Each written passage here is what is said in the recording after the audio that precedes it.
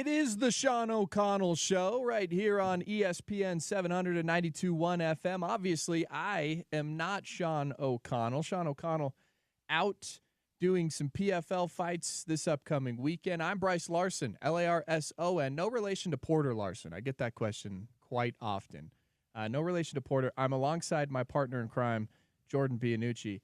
And if you don't know who we are the hosts of the morning show over on 103.9 and 98.3 ESPN The Fan here in the state of Utah. Jordan Bianucci, how are things going? It's going great. This studio is slightly nicer than our studio, just slightly. We're right down the hallway. We're next door, for crying out loud. There's a lot of things that are going on in the studio. Of course, you can find us on the 700 AM dial, 92.1 FM, right here in Salt Lake County.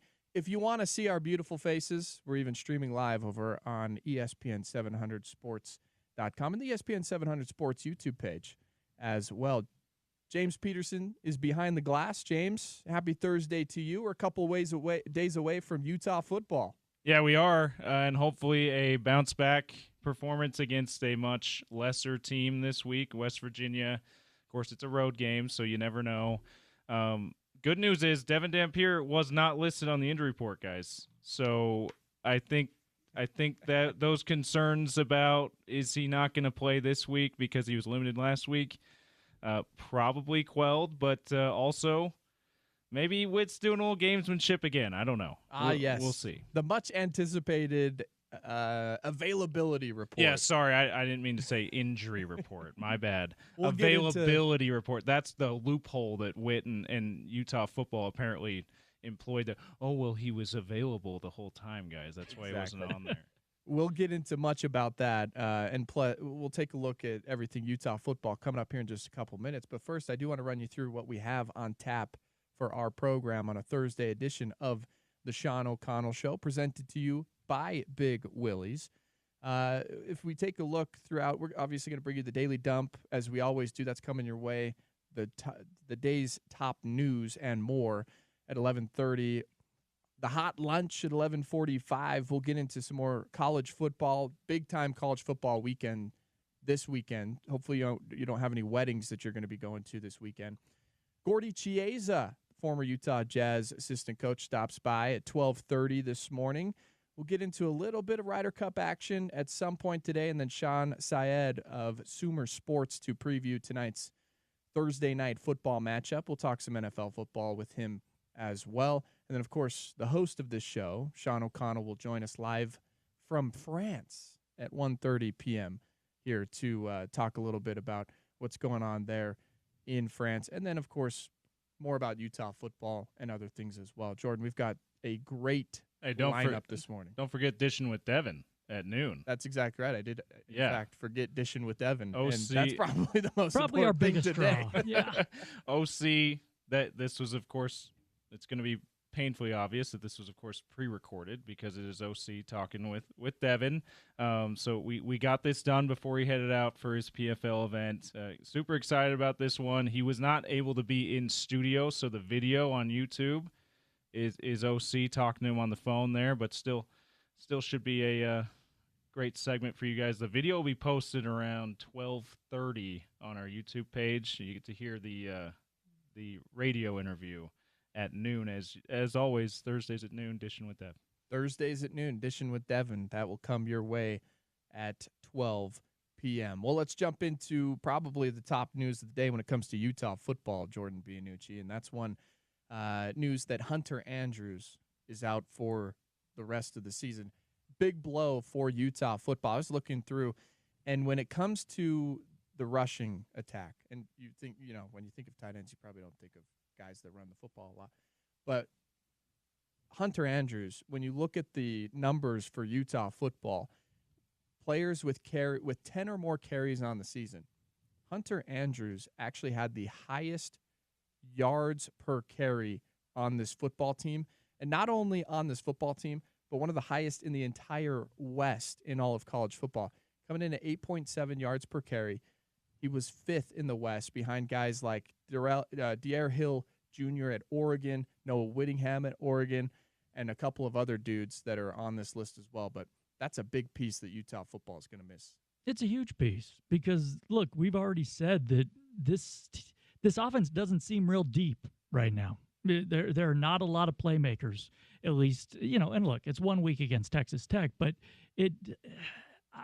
that worries me. That I mean, to understate it a little bit, we're going to find out what kind of depth Utah has at that position, because I don't think they have great depth at that position. You are going to find out who they have, because obviously Dallin Bentley is the number one guy. 17 receptions, 187 yards so far this season. And who else is there? J.J. Buchanan has gotten into a couple of games, 6 receptions, 46 yards. Who's going to step up? Who do you put into that position?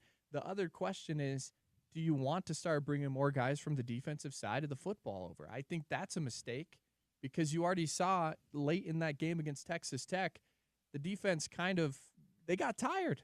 Guys like Jackson Benny, he was tired. He was missing tackles late in that game because they are playing him on both sides of the football. I don't know if that's the best idea to bring another dude over and have him play on the offensive side. Well, how many more guys can you really bring over? That's the question. And I think late in that game, that Utah defense had been on the field for a long time. So it's hard to assign fatigue as far as why they were tired. They had been on the field forever, it felt like, in that game. We say this every week. You got to get creative. Get creative. I don't know where you go. That's a storyline to really watch this week in Morgantown. That is one to watch, and it was a much coveted Big 12 injury report, the initial last night that came out. I believe it comes out, 8 p.m. on Wednesday nights. There was so much demand to get that injury report, Jordan, that the Big 12 website that hosts the injury reports actually crashed. There's so many people trying to access the injury reports at the exact same time that the website crashed last night, and nobody could get in. It took 15 to 20 minutes for the internet traffic to slow down so that people could actually get in and access those initial injury reports. So maybe the Big 12, something to look into there a little bit. Listen, ESPN, Twitter, Facebook, and the Big 12 availability report website. Those are your highest trafficked websites that I can say on radio. Yes. You know what the Big 12 needs to do is probably move it away from the website and maybe just tweet out the injury reports themselves. Put it on their own. They don't do that? Twitter. They don't just put it on the... Not that I've seen. Throw it out there. But, that was something that happened. People had a hard time getting in. Devin Dampier not listed. But it was a much longer, meaning there was more than just 4 people listed as out for Utah. More expansive on list. the availability report. Yeah. So there was, a doubtful. There was a questionable here and there. Paul Fitzgerald and Aliki Vimahi were questionable, and then Devin Dampier not listed. So I think that's probably a good sign if you're a Utah fan and maybe you were a little bit worried about the status of your quarterback in Devin Dampier. Well, he's not 100%. If you saw the tweet come out earlier this week of a picture from last week during practice, he's got the big brace on the ankle. So it sounds like he was going to go the entire week, but I don't know if that Witt said it affected his play.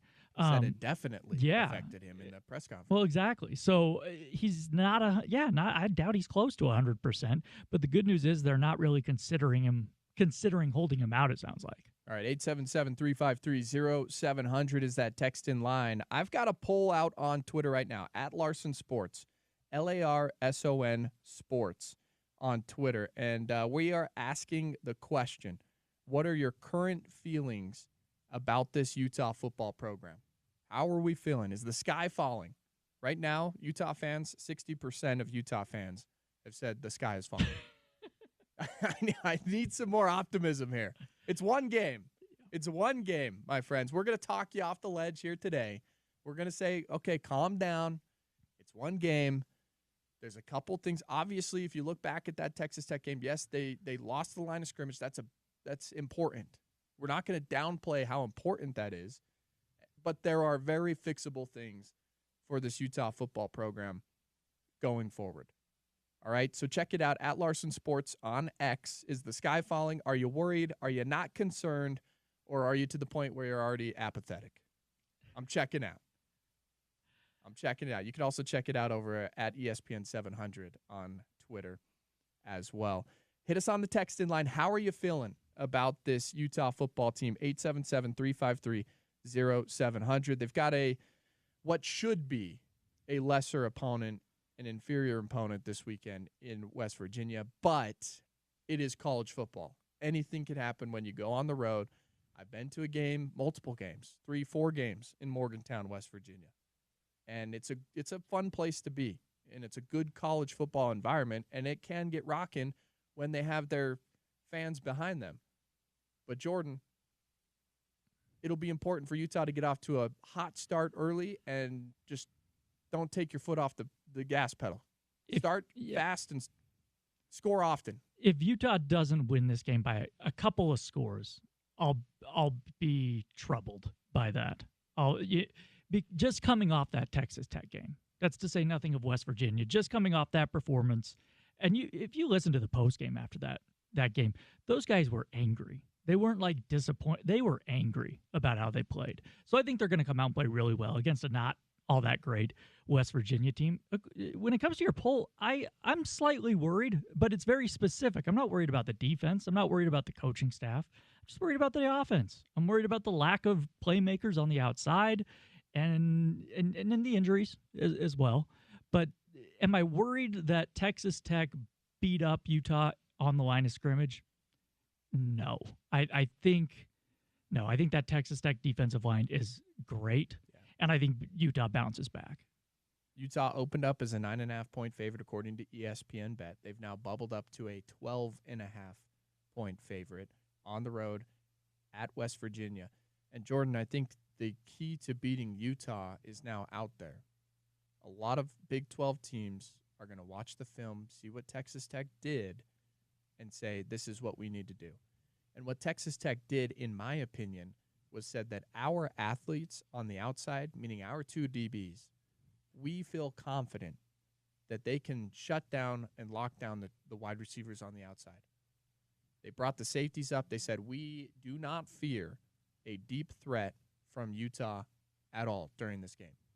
And it was 4, maybe 5 times that I saw a couple of deep shots. One obviously connected to Jackson Benny. You had the penalty. Can't happen. Spencer Fano, a leader on this football team, we all know that. Can't have it. The other problem, in my opinion, a lot of people are putting some pressure on Devin Dampier. Okay, yeah, he's injured. Kyle Whittingham said we don't use that as an excuse. If you're out there, you have to get the job done. At the same time, I'm not so confident in saying the problem with the offense is Devin Dampier just yet. What I see are wide receivers on the outside that can't create separation, that can't get open for their quarterback, that might be quitting on routes, that are turning the wrong way, that are not on the same page, and Utah's got to fix that problem on the outside, or else they're going to continue to face safeties that are 10 yards off the line of scrimmage and a loaded box when they try and run the football. And key to me that is the loaded box part, because Utah's never had a problem running the ball between the tackles. That's been their bread and butter. And they didn't do it against Texas Tech. Now, a lot of that has to do, I think, with the Texas Tech line. Yeah. But when you don't have the one reason during this season I haven't been that worried about Utah's offense is because I thought, well, even if you bring those corners up and they don't have a ton of playmakers on the outside, you just do what Utah's offense has always done. You just run the football. Run the damn ball. Yeah. It's not a problem. It was a problem against Texas Tech. Now, Kyle Whittingham was asked about that after the game, and he mentioned, yeah, maybe we did a little bit too much sideline-to-sideline stuff. He said, up and down.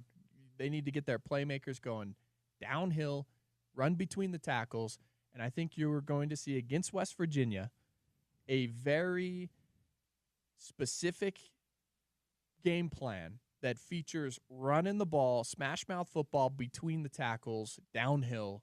If Kyle Whittingham has his fingerprints on this football game, they will own the line of scrimmage, and they will run the football down the throats of West Virginia this weekend.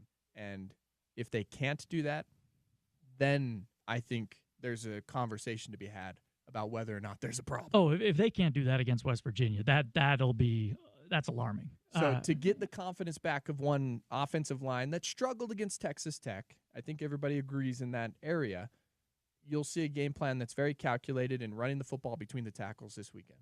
But to your point, they did that well in the first 3 games. And inferior opponents. Yeah. And so what we were talking about and what Kyle was talking about those first 3 weeks was we need chunk plays. Where's the big play? We need the big play. So even if you run it between the tackles, it's not a panacea. Like you still have to have that threat, even if you're not always connecting. And I think they do to a certain extent because, again, like you said, the big play in that Texas Tech game was called back by a penalty. That's a touchdown. Yeah. That should have been a touchdown. But does it tell you a lot that it was a defensive player making that big play over the top? Yeah. What does that tell you about the wide receiver room? Exactly. It tells you about your offensive personnel, sure.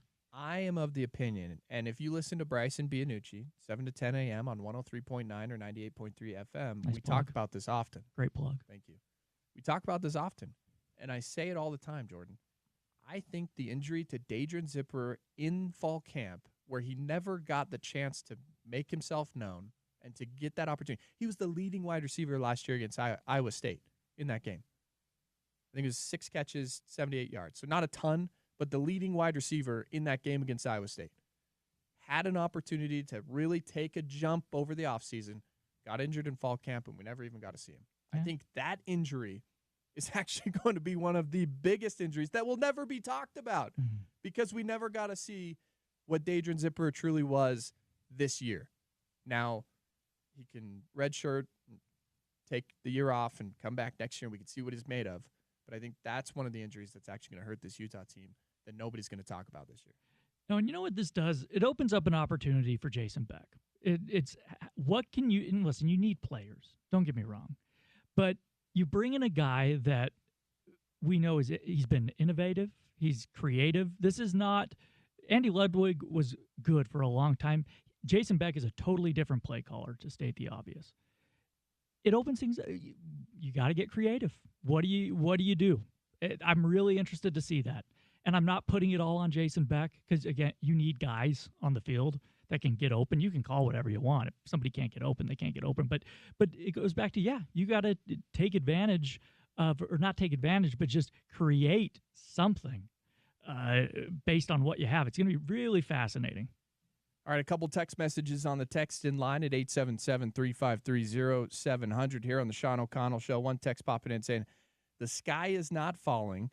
Let me see what happens this weekend. I agree. That's a very level-headed approach to Utah football this week. Here's my thing, though, is if Utah loses this weekend or doesn't play well, the sky is falling. Hey. The sky is falling. I'm just telling you, it's not going to happen. Don't put that evil out there, Jordan. Come on. It's not going to happen. Don't put that into the universe. What are we doing? Look, listen, it's not going to happen. But I'm saying, if they beat West Virginia, it's still West Virginia, and so I still got to see them play a top Big 12 team. That's the problem with this conference. You're playing I need to see that against. That's why the next week against Arizona State to me is fascinating, and it just a huge game. Texter 4909 texting and saying it's one game against probably the best defense we'll see. I have faith in Kyle and think that he's going to get the guys right. Feeling like Utah football is a nice pastime. This is 9708. Feeling like Utah football is a nice pastime, clearly not at a championship level this year. Look, there's still a chance they can. It's one game. I agree with that initial text. And I would say, walk you back off the ledge here. Yes, the Big 12 is going to be bigger or better than we thought, better than a lot of people around the country thinks. In my opinion, I think Texas is going to be great. I think Iowa State's going to be great. There's a chance that they could run the table, each one of those two teams. But there's a chance, if there's some cannibalism, Utah's not out of the race. It's one loss. It's fine. There's a chance that Utah can get this thing rolling, get the offense figured out, win that line of scrimmage, and be back and running again. But that we're gonna find that out. We're gonna find out how good Texas Tech is. That's why I think that Arizona State is an excellent barometer. Iowa State is an excellent barometer. Does Utah have TCU? They do at home this year, don't they? I could be wrong. I don't have it right in front of me. Yeah. But those are the games that I'm obviously paying particular attention to, because against West Virginia, I want to see him bounce back, but I don't know how much we're going to learn against West no Virginia. TCU on the schedule. No, okay. Well, that's Yeah, it was last year they had them at home, Okay. Jordan. That you might be thinking back to that, but does BYU have them on their schedule maybe this year? Yeah, BYU's got They TCU. kind of the Big 12 has them kind of switching off. Right? so that's good news. That's you have because who else do you have? But So you BYU is got always going to be Arizona tough. State after West Virginia. Of course, BYU on the road.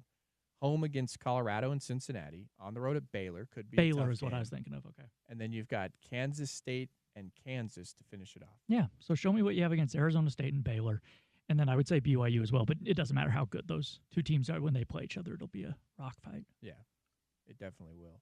But it's a very winnable schedule the rest of the way. I mean, there's nothing to be worried about at this point in the season. Now, you have to go out and you have to be impressive. I am personally of the opinion, very much so, that good teams win, but great teams cover the spread. All right? That's what I am very much I believe in that 100%. Mm-hmm. So if you win by 14 or more points, even 13, because it's 12.5 right now, according to ESPN Bet, you're just fine. You are right where you need to be going forward. And if you prove that you could, once again, dominate the line of scrimmage. Now, West Virginia's not a great football team.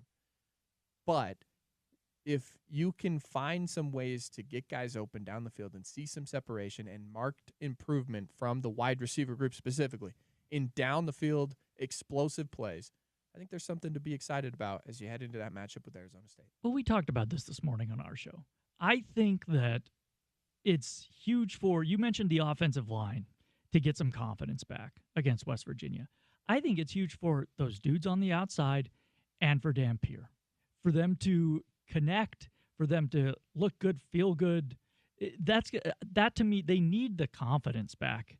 After it's been it's been a week of negativity. I mean, we read the text messages. Those guys hear that. They hear that stuff that comes through the grapevine.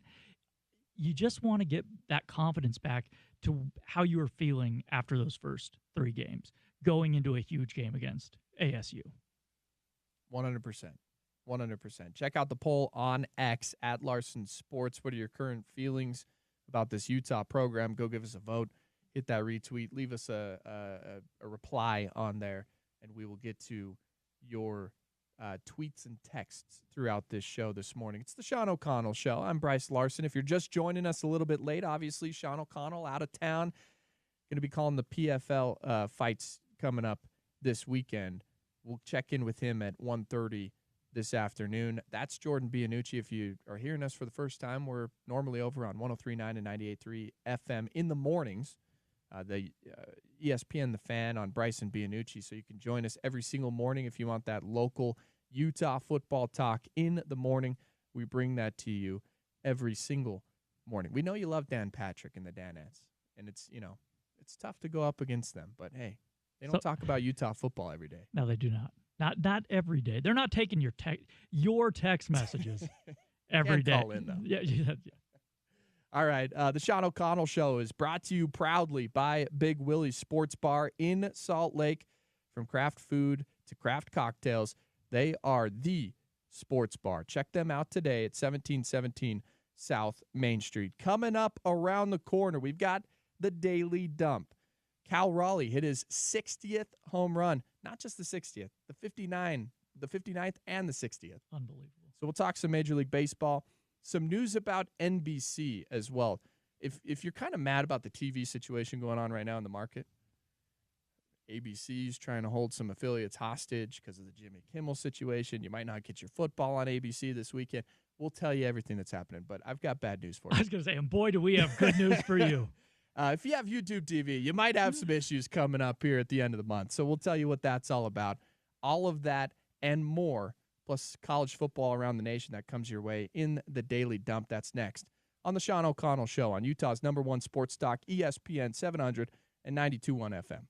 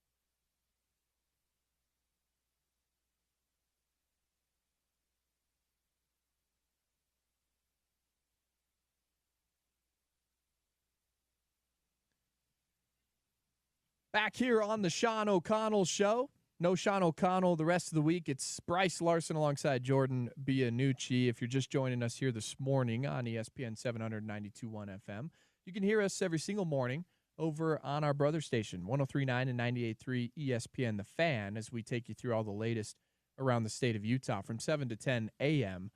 That's where we normally are during the weekdays, and you can tune into all of the latest Utah football talk. We do some BYU as well, and, of course, the rest of the Big 12, and then Major League Baseball, which is where we're going here to start things off in the Daily Dump, brought to you by our friends over at Valley Plumbing and Drain Cleaning.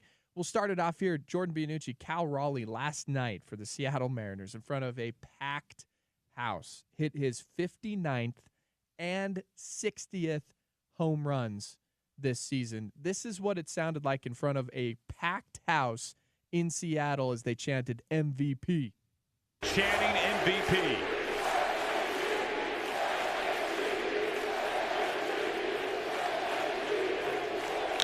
Fly ball to right field. Number 60. A catcher has hit 60 home runs.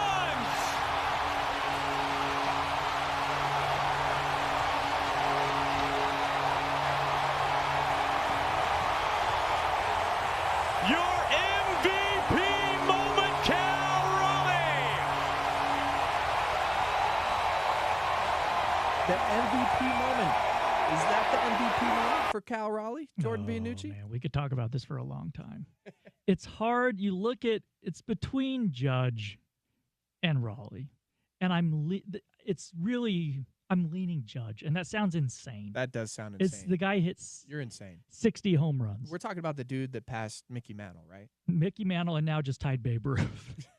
And you're Not saying your I'm MVP. leaning Judge. Not your MVP. Here's the thing. Judge is hitting 328. Raleigh's hitting 248. Judge has 455 on base, 361 Raleigh. Judge has a higher slugging by almost 100 points, higher OPS plus higher WAR. I don't know. This is what I say to what do you want everybody me to that's do? leaning Judge. Yeah. And by de facto, I'm sorry. I apologize before. Get your nerdy baseball statistics out of here, Jordan. All right? Is Judge squatting behind the plate every other night, doing this as a catcher, No, as a switch-hitting catcher? That's what's incredible. Get out of here. Give it to Cal Raleigh. I told you. Did I not sound hesitant? Coming at me. We've talked about this. I apologize. No. before. Look, we've talked about this all year. I don't think people realize how difficult that is to do as a catcher. Yeah. You are never thinking about your at-bats as a catcher. In between innings, you're on the iPad, you're talking to your starting pitcher, you're going through the guys you're going to face in that. You're not thinking about your at-bats. That's what this, so you can make an argument, we can talk about this too. Is this more impressive than what Babe Ruth, because they both have 60, is this more impressive than what Ruth did or what Judge did hitting 63? There's an argument to be had there. So no, I mean, look, you can't go wrong voting for him as far as MVP, but it's just, it's unreal what he's doing. Couple games left on the schedule. Do you think he's going to get to record?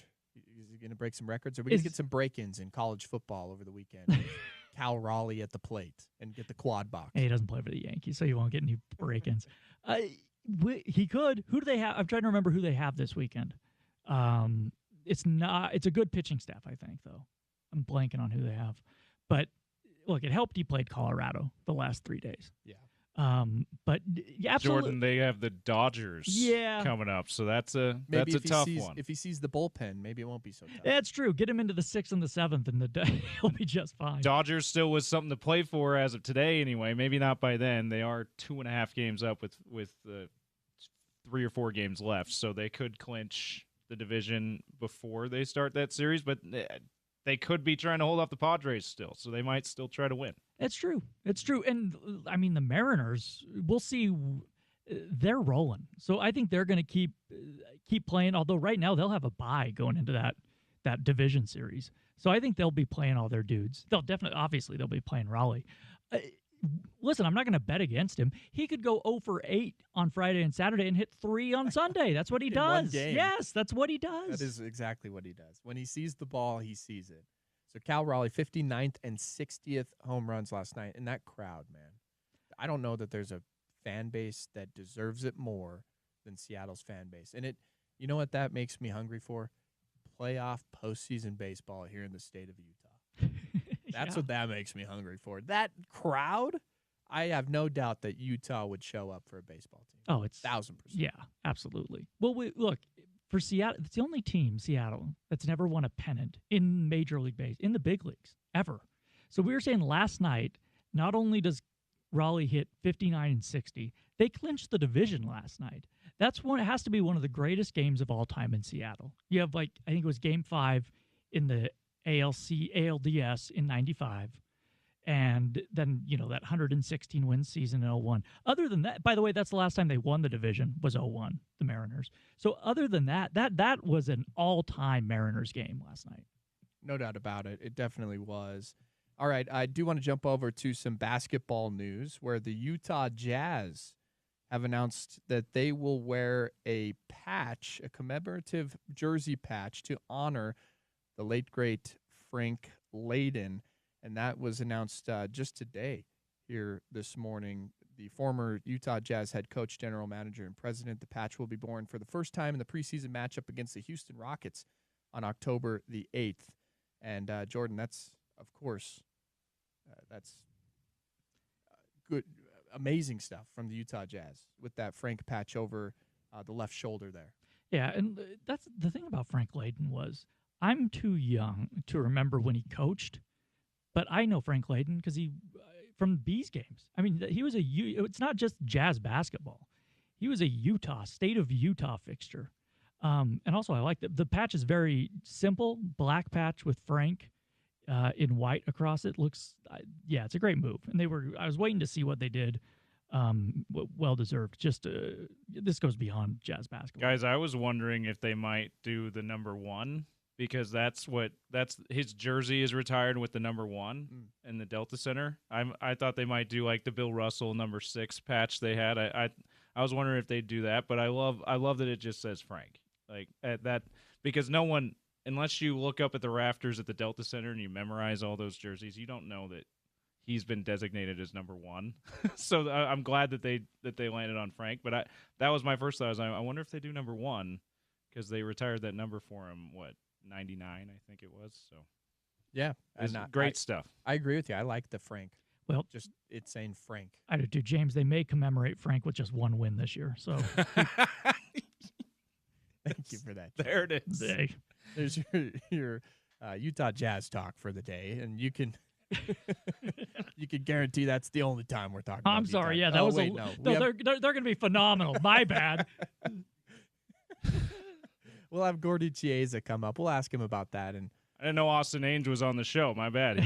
He's got a lot to say about that. So we'll talk a little bit more about it coming up with our friend Gordy Chiesa later on in the program. Let's jump over to some important things here on the television side. NBC, you might have some problems if you're a YouTube TV customer. And we just had this with Fox, Jordan, where we were worried about a contract dispute. Now NBC and YouTube TV, according to Alex Sherman of CNBC, the agreement between YouTube TV and NBC Universal, the parent company of NBC, USA Network, the Golf Channel, MSNBC, CNBC, ends at the end of September, which means here we go again. Now Fox got it figured out. They gave them that injunction that allowed them to extend the deadline. They kept Fox on YouTube TV, then they figured it out. I have a feeling something similar is going to happen here. But not only do we have this problem with NBC, now we have ABC threatening, which in the Salt Lake City market, because we're not seeing Jimmy Kimmel on at night, and that's its own thing. But ABC's threatening to take college football and other sporting events off of the ABC affiliates this weekend if they don't put Jimmy Kimmel back on. We might have a television nightmare at the end of October, or at the end of September, excuse me. No kidding. And especially this with the ABC thing of all the weekends. There are great games on this weekend. Specifically on ABC. Yeah. What's because Oregon Penn State, is that an NBC game this weekend? That's NBC this weekend. So we'll get that. What do we have on ABC this weekend? LSU and Ole Miss is on ABC. You will also have, and I'm scrambling to pull it up right here. Yeah, my bad, I put you on the spot. What are we doing here? So you start off with Notre Dame and Arkansas, 10 a.m. on ABC. Then it goes to LSU and Ole Miss in the 1:30 p.m. Mountain Time slot on ABC. Okay. And then your nightcap later on is Alabama at Georgia on ABC. So you might, because we're in Salt Lake City and you got the Sinclair and the Next Star situation, you might not see those games this weekend. I don't know if they'll actually do that because it seems to me like it would be insane for them to pull off those three biggest college football matchups because of the dispute that's going on right now. But you never know. You're getting a call from Greg Sankey. They pull those bad boys off. Yeah, and then NBC, we lose Sunday Night Football and The Golf Channel. And the Golf Channel, Ryder Cup coverage. Yeah. Well, I mean, the good news with NBC is it'll all, if you have Peacock, it'll all be on Peacock. You don't and like ESPN app, and ESPN Plus, you can get those ABC games. But obviously, if you don't have those things, then you're not gonna be able to watch. You're not gonna be able to watch this college football in the next couple weeks. The thing that sucked about the Fox thing is Fox doesn't really have that right now. I think they announced something. Was it Fox One or whatever they're calling it? Yep. They announced something like that, but that was what sucked about the possibility of Fox being pulled off of YouTube TV. It's like, well, they don't have an app where they have all their games like NBC and ESPN do. So that's the good news, is you do have a viable alternative. But I would just be it worried does suck. that to make it really hurt, they would shut down the stream for certain. Like, you can black out a geolocation on an app, and just like you see with MLB TV, this event is blacked out in this area, so you can't watch it. Well, and I would think if ABC really wanted to make it hurt and make people mad, which is what they want to do, they want to put pressure on the local affiliates to get it right, and if that's the case, I would think that they'd black it out too. Yeah. Well, and if you have ESPN Plus and you don't have it signed, if you have because now they've just changed it, right? So you have the $30 plan, whatever. Yeah. I have like the $15 plan. So what does that include? Do I have to sign into my TV provider to get an ABC game? I know I get the ESPN game. I know that there. Normally that's how it works. So we're gonna find out. Hopefully we avoid all of this, and we can all come together and figure this one out. You know how you solve this? Get an antenna. That is what you do. Well, that's the problem. Where do you think the signal comes from? Damn it, you're right. It's not going to work. It's nothing. It doesn't work. It's not just YouTube TV. It's Nexstar is the whole. Yeah, those ABC games, it won't work for that. Yeah. All right, let's continue with college football here. I do want to touch on this as well. Our best friend Lincoln Riley back in the news. Can you imagine that? This time, he's a little bit upset that the start time of the USC game, they went from USC Michigan State last week being the very latest kickoff time in all of college football. They were playing that game at 2 a.m. Eastern on the West Coast. Them now playing 11 hours earlier on Saturday than it did in Week 4. And Lincoln Riley made it known that he was unhappy about this. He said going from the absolute latest kick in the country to the absolute earliest kick in the country has its challenges. But the challenges, like, it is what it is. We don't make the schedule clearly. Well, damn, what could they have done? What possibly could USC have done to avoid a situation like this? There's nothing they could have done, Brice. I guess they could, it was a couple years ago. Are we feeling bad for USC and Lincoln Riley? No, you idiots. This is exactly what everyone was. This is what you get. Yes. What did you think? When you take the money, this is what you get. No, you don't get to take the money and then cry about it. Well, this is what we were all talking about. This is one of the worst things about the Big Ten. You joined a conference full of teams that are in the Eastern time zone. Amazing. So that is Lincoln Riley upset this weekend that there's going to be some challenges, Jordan. Now, we did blow up a conference. So hard. Illinois, if we lose, it's probably the start time. So they're playing at 9 Pacific? I think so. And they're at Illinois. So they're playing at 11 a.m. Illinois time. Let me pull it up. Yeah. Well, it's a big noon. No, it's a big noon game, so they are. I'm pretty sure. Yeah, the big noon, we thought 10 a.m. is like, oh my gosh, that's so early last week. Like, try 9 a.m. on the West Coast. The big noon is rough for the West Coast. And they're traveling. Yeah, that is big noon kickoff. No, imagine if Hawaii ever got a big noon kickoff, by the way. I thought about that. 5 a.m. kickoff? There we go. Beautiful sunrise. Let's get it going. Yeah. Yeah, I don't think you will see that one.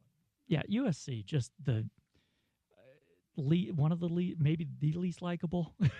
Like, They're up there. yeah, you guys caused it. This is your fault. It's certainly around here, Jordan. Yeah. There's a lot of LA haters, unless there's a fair amount of Dodgers fans, which I don't get, but a lot of LA sports haters, and USC certainly falls into that. And it's not just because they've been good or what they're USC. It's because you ruined a historic great conference. Not only that, but also Caleb Williams decided to paint his fingernails with some expletive on it. Right? Yeah, I think that probably takes the cake out there. All right? You're the only. I'm just going to throw that one out. I did not remember that. I'm going to be honest with you. You didn't remember that? No. All right, I'll just throw that one out there. Final thing. UEFA is voting to suspend Israel soccer over the Gaza dispute that is currently going on. Jordan Bianucci.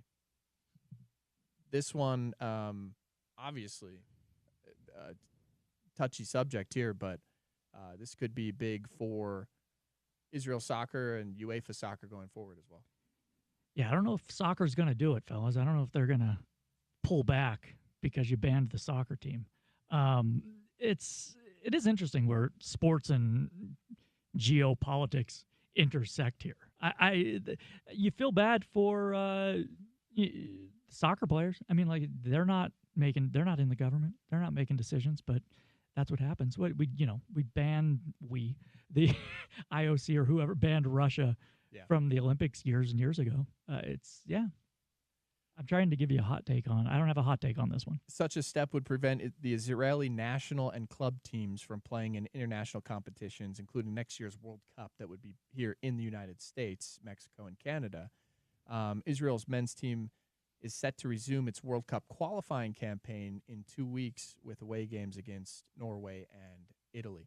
All right, that's your daily dump right here on the Sean O'Connell Show.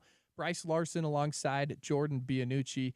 James Peterson behind the glass filling in for one Sean O'Connell. He'll be back on his own show with us later on, 1:30 p.m. as he jumps in from France, and we'll have a little bit of chat about some Utah football and more with him coming up later on the program. Coming up next, the hot lunch. We got some burgers here we're going to tell you a little bit about. That's all here as we wrap up the first hour of the Sean O'Connell Show right here on Utah's #1 sports talk, ESPN 700 and 92.1 FM.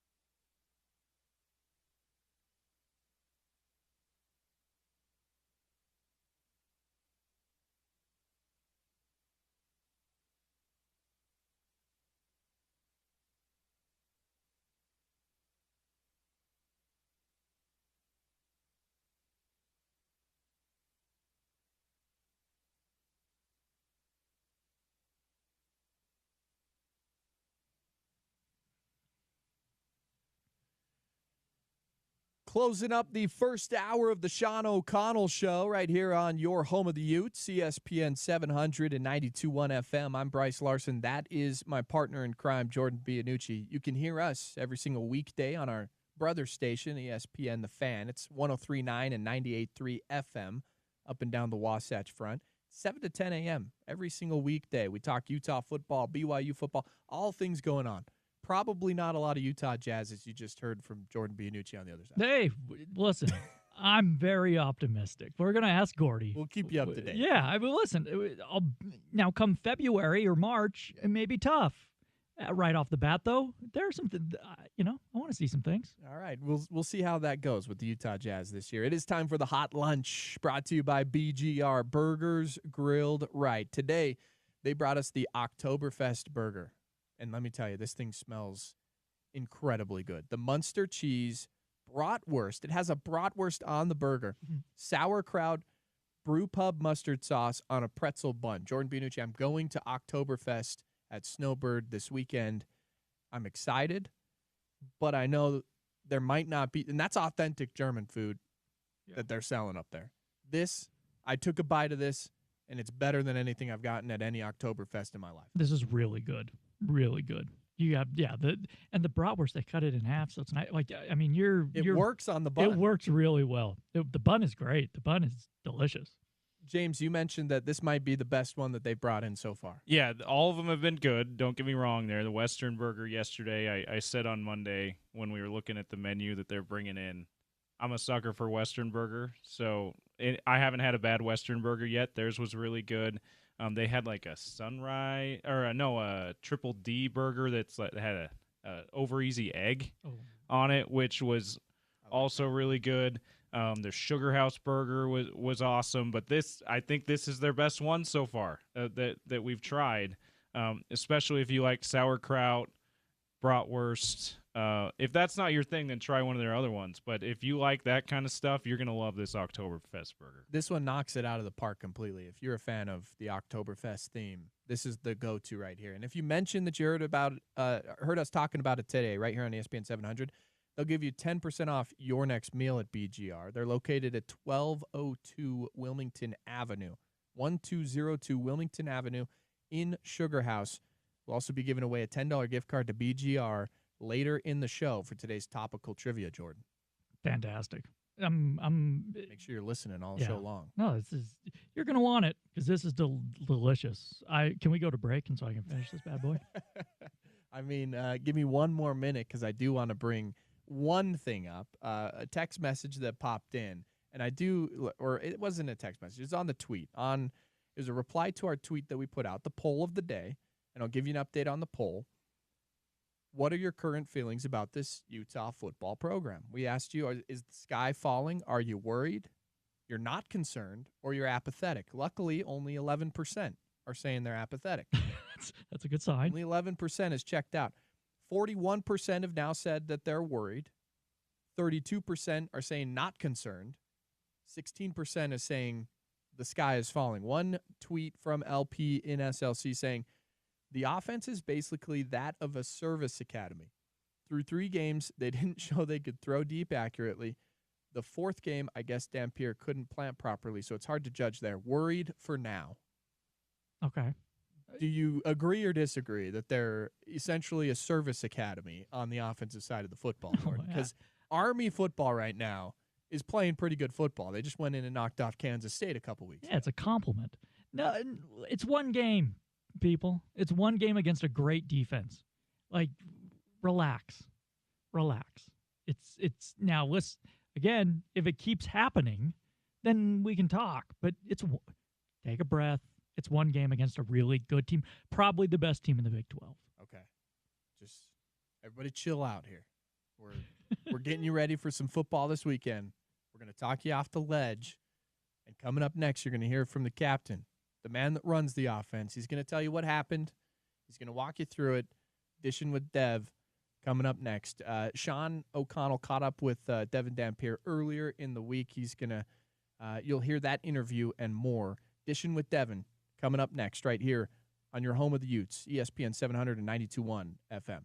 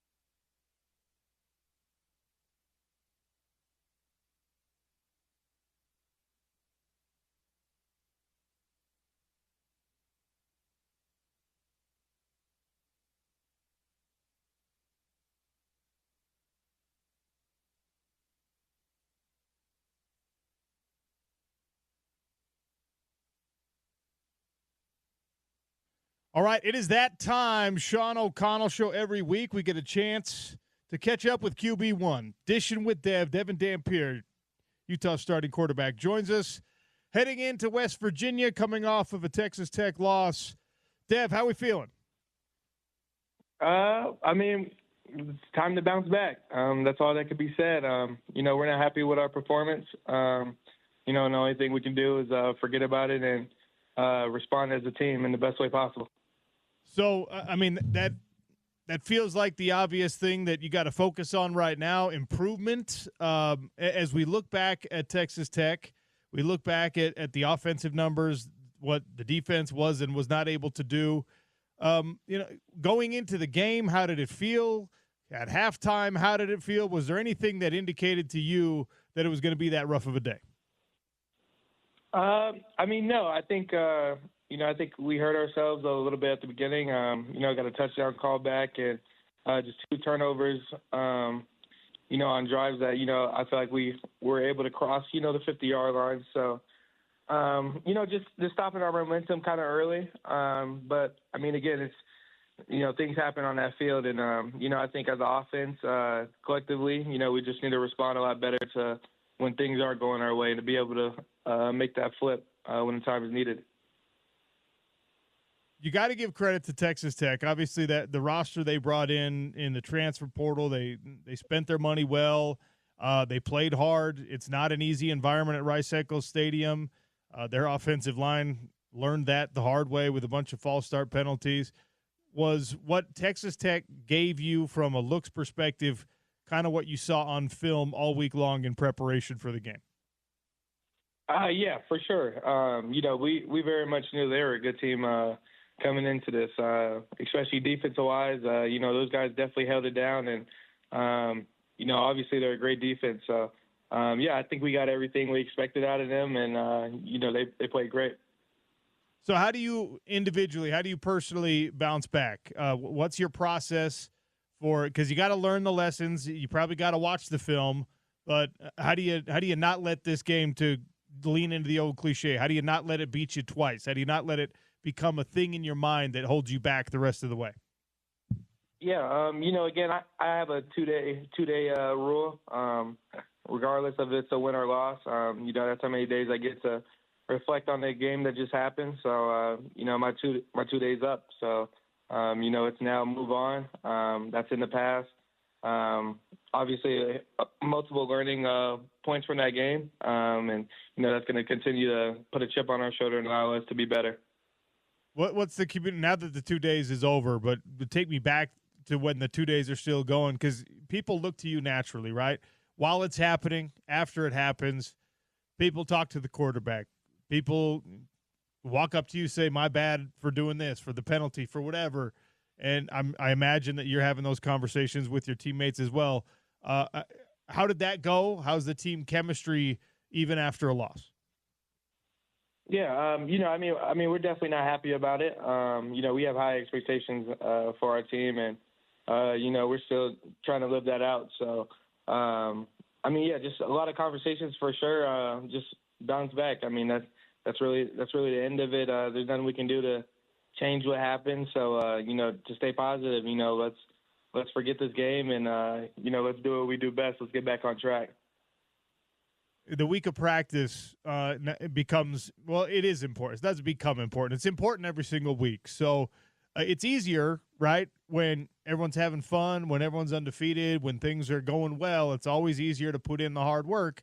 It becomes a little bit more challenging sometimes if you're coming off a challenging performance like that one. But I imagine there's some motivation to it as well. So what does the week of practice heading into West Virginia look like? Yeah, just again respond. I think we're going to use this loss in the right way possible.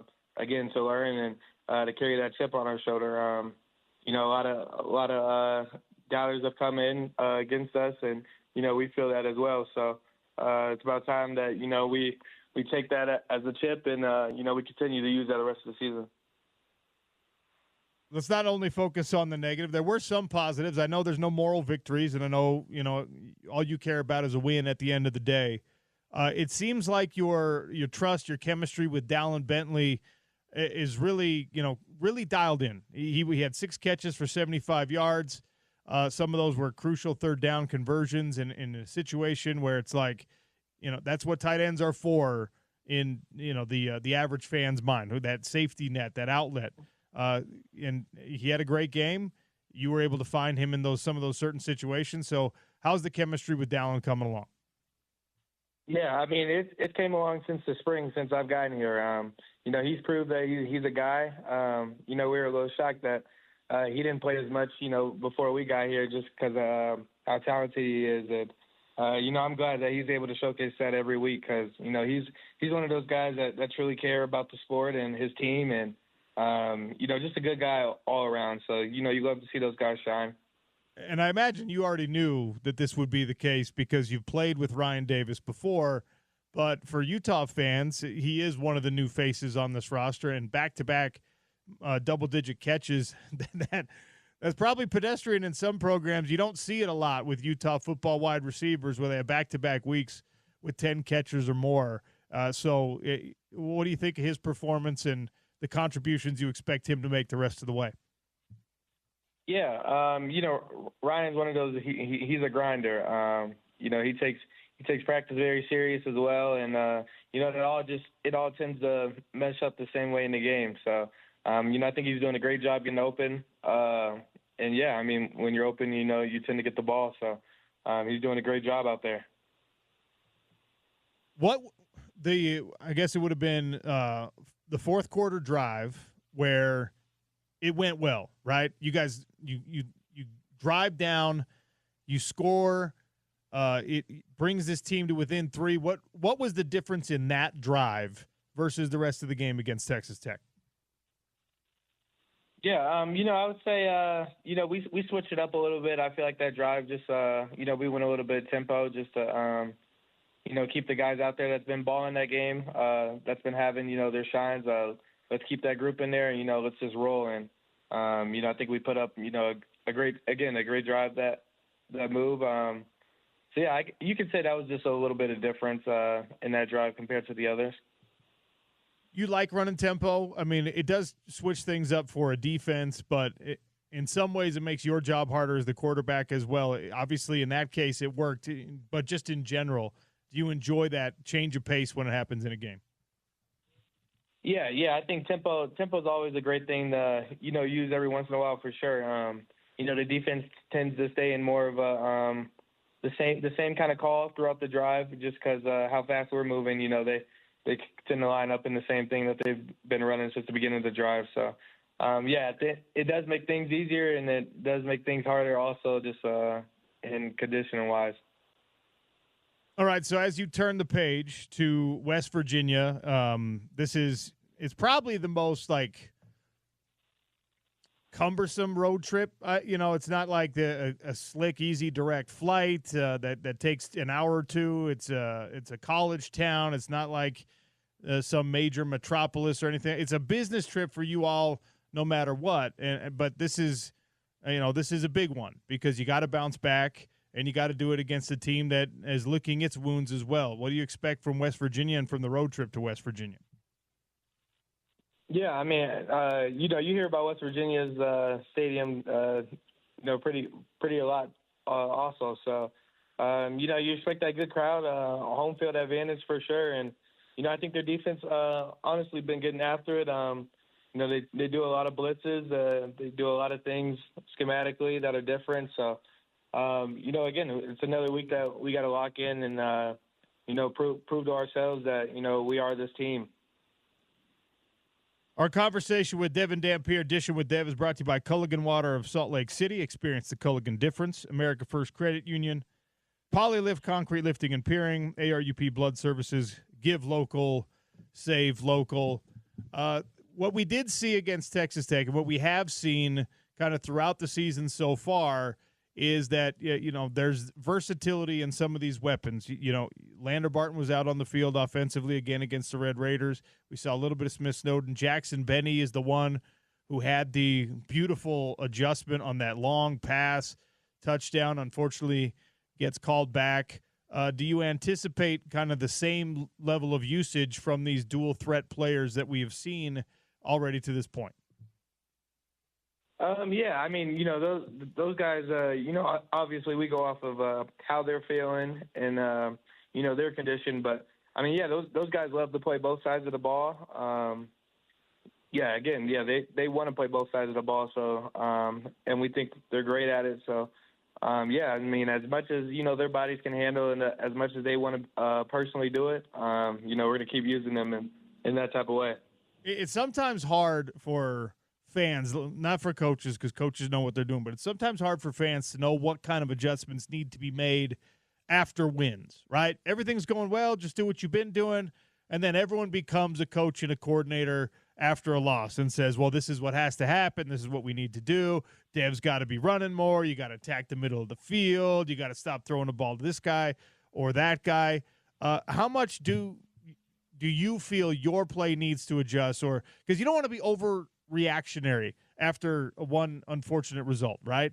But what adjustments need to be made with what you're doing, both in the playbook and personally, in order to maximize, your potential in this offense? Yeah. Again, just as a team, just our self mistakes. Rather that's turnovers or penalties. Let's try to keep that down as much as possible because that's just us killing ourselves. Instead of the defense, allowing them to make a play. Just the second that, just, again, being more efficient passing the ball. I think I could do a lot better just, sitting in the pocket and, finding those guys a little bit better. I got full belief in my OC. He knows our team best. So, no doubt in what we're doing. Just got to execute it a lot better going forward. Dev, how do you know? Maybe it's hard to explain to someone who never played the position at a high level, which, of course, is the case for most of us and pretty much all of our listeners. But how do you know when it's time to stop looking downfield, get out, and use your legs? Because that's something you're so good at versus when it's time to, let me stay here. Maybe I got to slide a little bit. Maybe you got to put, climb in the pocket a little bit. But how do you make that distinction in the moment where it's like, I got to get out, I got to run, I got to move the sticks with my legs versus let me extend this thing and see if I can buy some more time to make a throw? Yeah, I think it's all about, what you're trying to do that play. Sometimes you go into a play expecting a big shot. You're willing to take a big shot and, if you don't get it, you're okay. And you also make plays where you try to be efficient and you try to get those yards. So, sometimes, it seems like guys are covered and you still want to make this play great and still get the yards out of it. So, that tends to have, a little bit of it tends to come up when I run the ball in that situation. How's Hunter Andrews doing? He's doing good. He had a little bit of injury come up. Prayers up to him. Not fully aware rest of the season, but just great attitude, obviously, around our team, and prayers up to him for sure. So, I don't want to keep belaboring this point, but it is, it is the story so far of the season. You guys you're 3-1 still. Everything, fans react and overreact, and we in the media, it's kind of our job sometimes to overreact. It makes for more interesting radio, but at the end of the day, nobody believed outside of the building. Maybe some of you did. Nobody believed outside of the building that this team would be able to make it through a Big 12 conference unscathed. I don't think that any team, including Texas Tech, is going to make it through the season undefeated. You never want to say, okay, that's fine. A loss is just a loss, right? You can't have that attitude about it. But also, you can't act like it's the end of the world. As fans, we shouldn't do that. And certainly as players, you can't do that. Every answer you've given me seems to indicate that you've got the right mindset. It's turn the page. It's move on. It's improve. Is that the attitude across the whole team and in the building? Are you having to impart that on other people? Are you having to make sure that that's how everyone feels to get everybody on your level? Or is this something that is happening naturally? Because a lot of guys are disappointed with what happened. And there are probably people who are not as good at insulating themselves from fan reactions and the conversations, and we know how unreasonable those can be. Is the attitude still positive, or are you having to force that? Yeah, no, I think especially just from the beginning, we've had goals to make it to the Big 12 championship, and that's still possible for us. And just to realize that we're in a situation where we can still make that happen. A lot of guys are feeling that we got to move on and let's continue to get better so we can still get to our goals. So I think people are just naturally taking this game in. It sucks, and I'm happy the way we're taking it because it should hurt. We had big goals this season, so the fact that it hurt and we're able to move forward and again the right direction to use this loss as a learning experience and also a chip on our shoulder. I think we're going to be great. What are the conversations like with your offensive line right now? That was not their best day. There were a couple penalties like we've already talked about that were pretty costly. I think that's not the performance that most people foresaw against a really high quality Texas Tech defensive front. And now, against West Virginia, there's an opportunity here for you guys to go out and silence some of the doubters and to put that negativity behind you. But offensive line is going to be massively important for that. What are the conversations been like with those guys? Yeah, it's been good conversations. Keep their confidence high. All five of those guys are studs and ballers. So I always remind them that that they're a great group of guys, football and outside of this. So just continue to keep pushing, and we're going to be okay. I know hindsight's always 20/20, and going into last week, I was asking you kind of how you thought the early kickoff was going to go. Nobody here is pretending that had anything to do with the result. Everyone had to play the same game, same time, etc. But now that you've had that experience, you've had that 10 a.m. kickoff. Obviously, it isn't the result that you wanted, but take me back to pregame and warm-ups and all that stuff. Did it feel the way you thought it would feel? Was there a difference? Were we overblowing that story the whole week? How was it, the early kickoff? Yeah, you definitely wake up a little bit early, but I think we had a good schedule. A lot of players were still able to get their 8-9 hours of sleep in. I think we went out there and everybody was awake and played football at their best. So I wouldn't say the time was any factor into the win or loss situation. What'd you do with the rest of your day after Texas Tech? Because it's not like you're going out celebrating, but you shouldn't just be moping around either. So what'd you do with the rest of the day? Luckily, I had a lot of family members come out. Those are the people, that's with me, win or loss. So, it's just good to be around people that, genuinely care for you and, love you outside of football. So, it was great just being able to be around them. And, obviously after they leave, the being by yourself, you get to reflect a little bit harder on yourself. I have huge goals for myself as well. So, obviously that loss didn't sit too well with me, but, again, move on and, use that as a chip on my shoulder. You've been through this probably your entire life with every football season you've been in, right? Do you find that your performances after a loss are elevated, are better? Are you a good bounce back player as an individual, you think?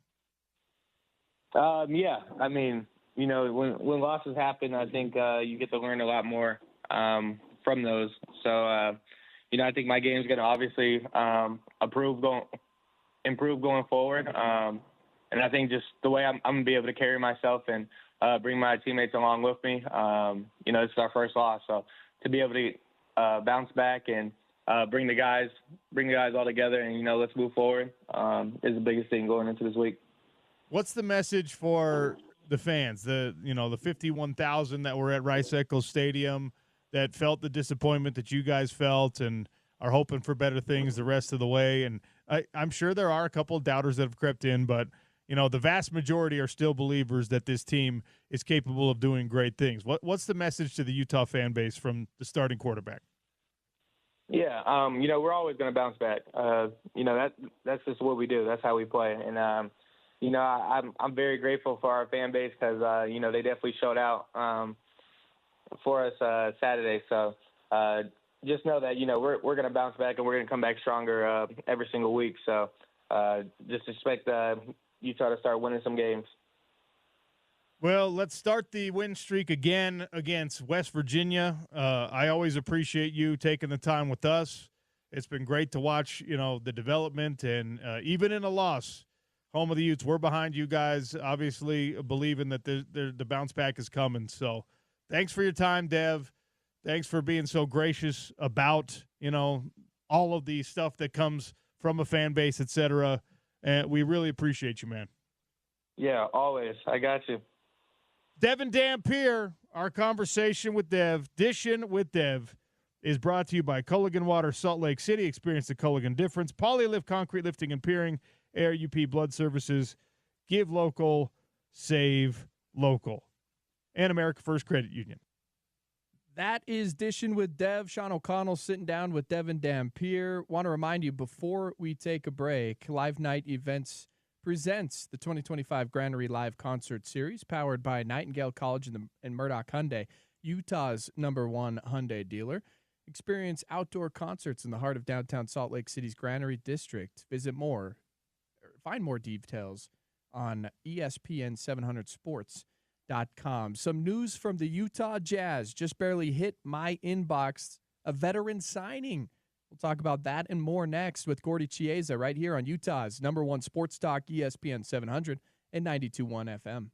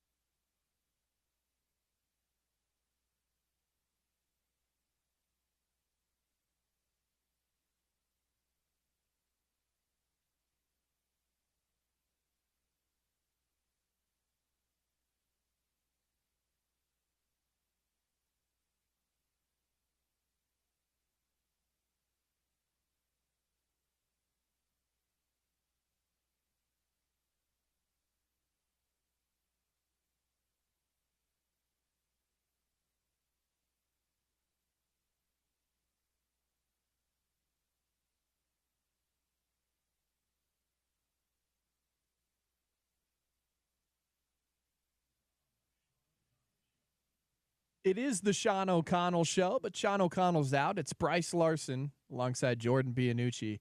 Normally, you can hear us in the morning, 7 to 10 a.m. over on the brother station, ESPN, 103.9 and 98.3 ESPN The Fan. It's 12:31 here this afternoon, and we're going to get into a conversation with our good friend Gordy Chiesa, brought to you by Aladdin Industries, your Velux dealer. So let's jump out to the ESPN 700 hotline and welcome in one Gordy Chiesa. Gordy, how are you? Brice and Jordan, I'm doing fine. Thanks for the invite. I'm looking forward to the next X amount of minutes to with you guys chop it up at the NBA. No doubt about it. And let's start with the announcement from the Utah Jazz that we saw earlier today. The patch for one Frank Layden that they'll be wearing coming up in their preseason game and throughout the entire season. That's a really neat thing for the Utah Jazz. What are your thoughts on that? Well, the first thing is that Frank hired me many years ago, back in 1989, when he just left coaching, and Jerry Sloan was elevated to be the head coach, and Frank was the guy that hired me. And so we go back for a long, long time. And he's the architect of Jazz basketball. He drafted John Stockton. He drafted Karl Malone. He drafted Mark Eaton. He drafted Darrell Griffith. He hired Jerry Sloan. He hired Phil Johnson. He hired myself. And he was the person that kept everything together during the 1980s when things could have went either direction as far as the franchise. Could they make it here in Salt Lake City? By his will and by his funniness, he kept the Jazz afloat until they could get their footing, and the rest is history. Yeah, Gordy, another announcement from the Jazz. This came down, I think, just like an hour ago. They signed Mo Bamba. What does he bring to this roster, and what do you see his role being with the Jazz this year? Well, Jordan, right now, Mo Bamba is going to be not on a non-guaranteed contract, which just means very simply that you have to go to training camp and have a signed contract, either guaranteed, non-guaranteed, or two-way. Mo Bamba was a sixth pick of the draft back in 2018, and he's a rebounder, shot blocker. And so if he does make the roster, it would be at center, and it gives them some more depth behind Walker Kessler, and as far as him playing, and also with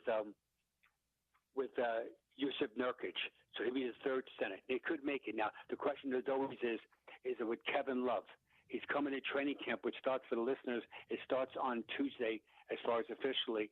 Kevin Love will be there in practice, and my instincts tell me that eventually they'll move him on to get some assets. And so Mo Bamba could make the team, and if not, he'll play for the Stars and then be called up during the year. So to piggyback off that, what other free agents are still out there right now? It's amazing that free agents is this thing called the NBA. It's really cruel.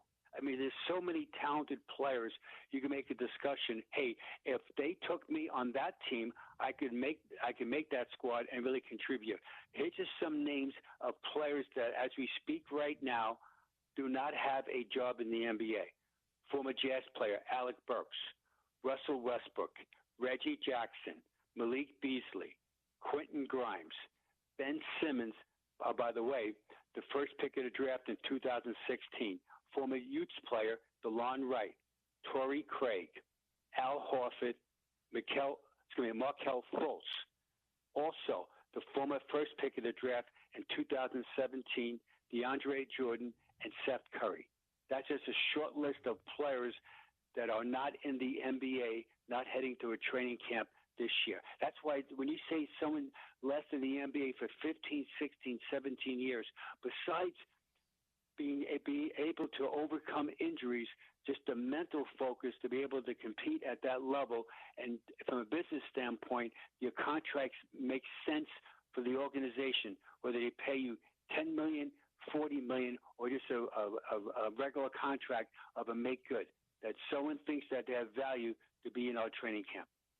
Well, Gordy, you talk about contracts that make sense for organizations. Right now, I think Jazz fans want to know, in terms of free agency, what type of contracts make sense for the Utah Jazz going forward in a moment where it looks like they're rebuilding and trying to become better, and we're not really sure what this team is going to look like. What type of contracts make sense for the Utah Jazz going forward?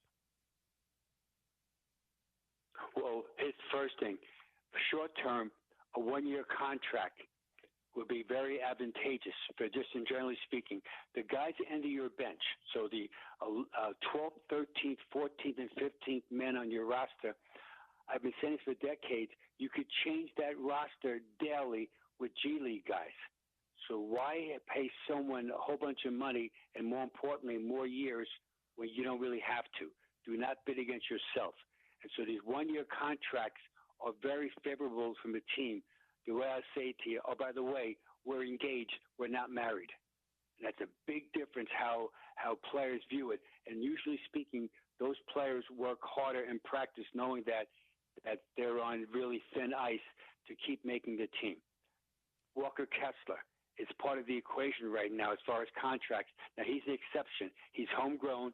The Jazz picked him back in 2022 as his fourth season right now, and as a 22nd pick of the draft. So the Jazz right now, he's up for an extension, and he's a good player, and he's part of the future. Now, the question always is, what does he get paid? And that's so the Jazz right now, both parties have not reached an extension agreement. They have until October 31st. Then they'll redo it over again, where if they don't sign, he's a restricted free agent next summer. And that, which means that the Jazz can still bid on, will still get him as far as bidding on him, but there'll be someone else who will dictate the terms. The Jazz then have 48 hours to match. So we'll see how it plays out. The Jazz want to retain roster flexibility. Walker Kessler's camp saying, let's get this done. Gordy Chiesa is here with us on the Sean O'Connell Show, brought to you by Aladdin. Love NBA basketball? Don't you guys love NBA basketball? There's nothing like it. There's so many subplots in the office, on the court, above sea level, 35,000 feet at 3 o'clock in the morning. There's nothing like it. See, in the NFL, which we all love, it's one game a week. And that game is actually intense. But in the NBA, there's so much more drama going on because of the personalities and because there's so many games right in front of you. Oh, absolutely. And that's kind of where I was going here with my next question for you. We just barely saw, and there's a massive story coming out of Los Angeles surrounding Kawhi Leonard and a lot of drama with the Steve Ballmer Clippers at this moment in time. Walk us through what we know to this point and how the Clippers are trying to maybe allegedly skirt that cap space and the salary cap in the NBA. Yeah, very much. Is that they're trying to say they didn't know. And my instincts tell me, guess what? They know. And this age technology and digital things, everybody knows. And so they try to circumvent the rules by paying Kawhi Leonard almost like, in layman's terms, almost like off the books of $28 million as far as to not take a hit on the salary cap, and also the first apron, because they're right up at it. And unfortunately, is that someone in Kawhi Leonard's camp found out about it and told someone, and then the reporter did a great job as far as investigating it. And now the NBA now is going to have the full-fledged outside counsel investigate, are they guilty of doing this? You can't have this is a business where the other owners want to have transparency, and for some reason, until you're not guilty until proven. However, it seems that they did something that was illegal. And ironically, from the Jazz point of view, that's the Jazz first game of the year. Is that Jazz play the Clippers at home in the season opener on Wednesday, October 22nd. So talk about deja vu. Kawhi Leonard is a tremendous, talented player. However, there's been mixed results from the Clippers' point of view, and that's been troubling for their thing. They haven't got bang for the buck with Kawhi Leonard, and so we'll see how it plays out. What type of penalty are we talking about here? Because it seems like this is something that the NBA would want to come down really hard on. But what can the NBA do about this situation with the Clippers? When you say NBA, you mean the other owners. So the commissioner, Adam Silver, works for the other 29 owners of the NBA. They call it the Board of Governors. All right, here's what could be. Suspend the owner for a year. In other words, not allow him come to the building. Fine the team X amount of millions of dollars. So that could be it, possibly. Kawhi Leonard it'd be hard to find him because the players' union would step in and they would defend their player to the ultimate. And that he just signed a contract, even though he probably knew it was illegal and unethical, he still signed it, but it's doubtful that he'll have a penalty against him. So it'll be a suspension for the owner, maybe take away some draft picks as far as future selections. We just say, for example, maybe they're going to lose 2 first-round draft picks in the next 7 years, as far as because of their judgment as far as lack of. So those are things that could happen. All right, Gordy, we appreciate you jumping on with us. Give us the list that you have for us here this afternoon. All right, the list today is the total three-pointers made by an individual for the 24-25 season. So this is last year, the most made threes. All right, I know you guys are very into court geometry. I'll put you guys in a spot. Oh, by the way, how far is the NBA corner three? How many feet? Jordan, you know the answer to I this do one. not. I know that's where you want it. It's shorter than the rest. I love it. I don't know. I don't. All right, 22 feet. Wow. Don't feel bad. Most NBA players don't know it themselves. You just say, yo, man, I just make them. That's all. Right. 22 feet. All right, what's the extended arc three-point line? When you arc it out, corner three is 22 feet. What's the arc three? 25 feet. Yikes, 23.9. I'm glad you're not a scientist. We'll be going to the wrong planet. All right, but I know you guys are junkies. I know you guys are absolutely junkies. Remember the old ABA? You read about that a long time ago with the red, white, and blue ball. Oh yeah. The NBA/ABA three-point line was, you're right, 25 feet across everything. So that's the historical history of the three-point shot. Here we go. The top 10. Got my leagues mixed up. Okay, that's right. The top 10 three-point as far as makes last season. Tied for number 9, so it's only 10. There would be James Harden and Jordan Poole. Both made 235 three-point shots. Number 8, Zach LaVine, made 239 threes last year. Jason Tatum, last year, regular season, I know he got hurt during the playoffs with a ripped right Achilles tendon. He was 7th last year in NBA threes. He made 250. Number 6, ironically, Tyler Hero is hurt right now with a ankle surgery. He was 6th last year in the league. He made 251. Number 5, from the Celts, Peyton Pritchard made 255. Number 4, from the Derek White at Celtics, 265. So it tells you that 3 guys in the Celtics were in the top 7 of made NBA threes last season. Number 3, the world's greatest shooter of all time. It's not even close, both catch and fire, and also off the dribble. Steph Curry was 3rd last season, 311. And ironically, he only played 70 games. So if Steph would have played a few more games, he'd be number 1. Number 2, he's unemployed as you speak right now. Malik Beasley of the Pistons last season was number 2 at 319. And the number 1 three-point shooter last year as far as most made triples. Ironically, he's a major talent. He's known for dunking the ball. Anthony Edwards was 1st last year at 320 made threes. What about Jazz basketball? The team leader last year as far as made threes in a Jazz uniform was Keontae George. He made last year 174. Thus, that's my list of the day, and I'm glad you guys are not scientists. Me too. I agree with you on that one. Gordy, we appreciate you jumping on with us. Thanks so much for your time today.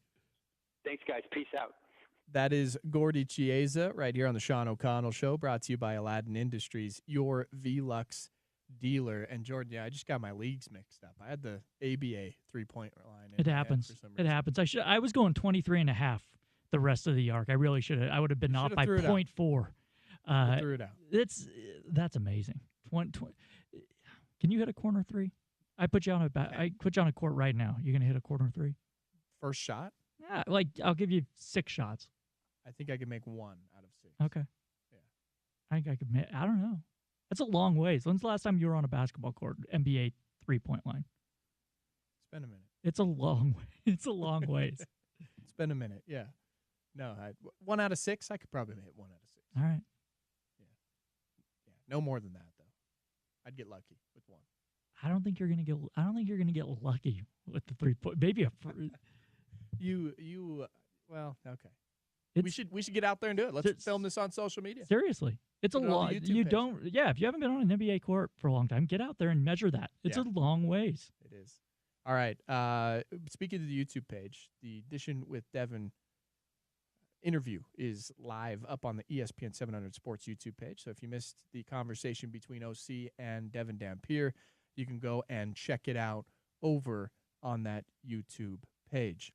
Coming up next, we will wrap up the second hour of today's program. We'll go through the Ryder Cup. We'll give you a PGA Tour leaderboard update, and we'll wrap up hour number 2. That's next right here on the Sean O'Connell Show and Utah's #1 sports talk, ESPN 700 and 92.1 FM.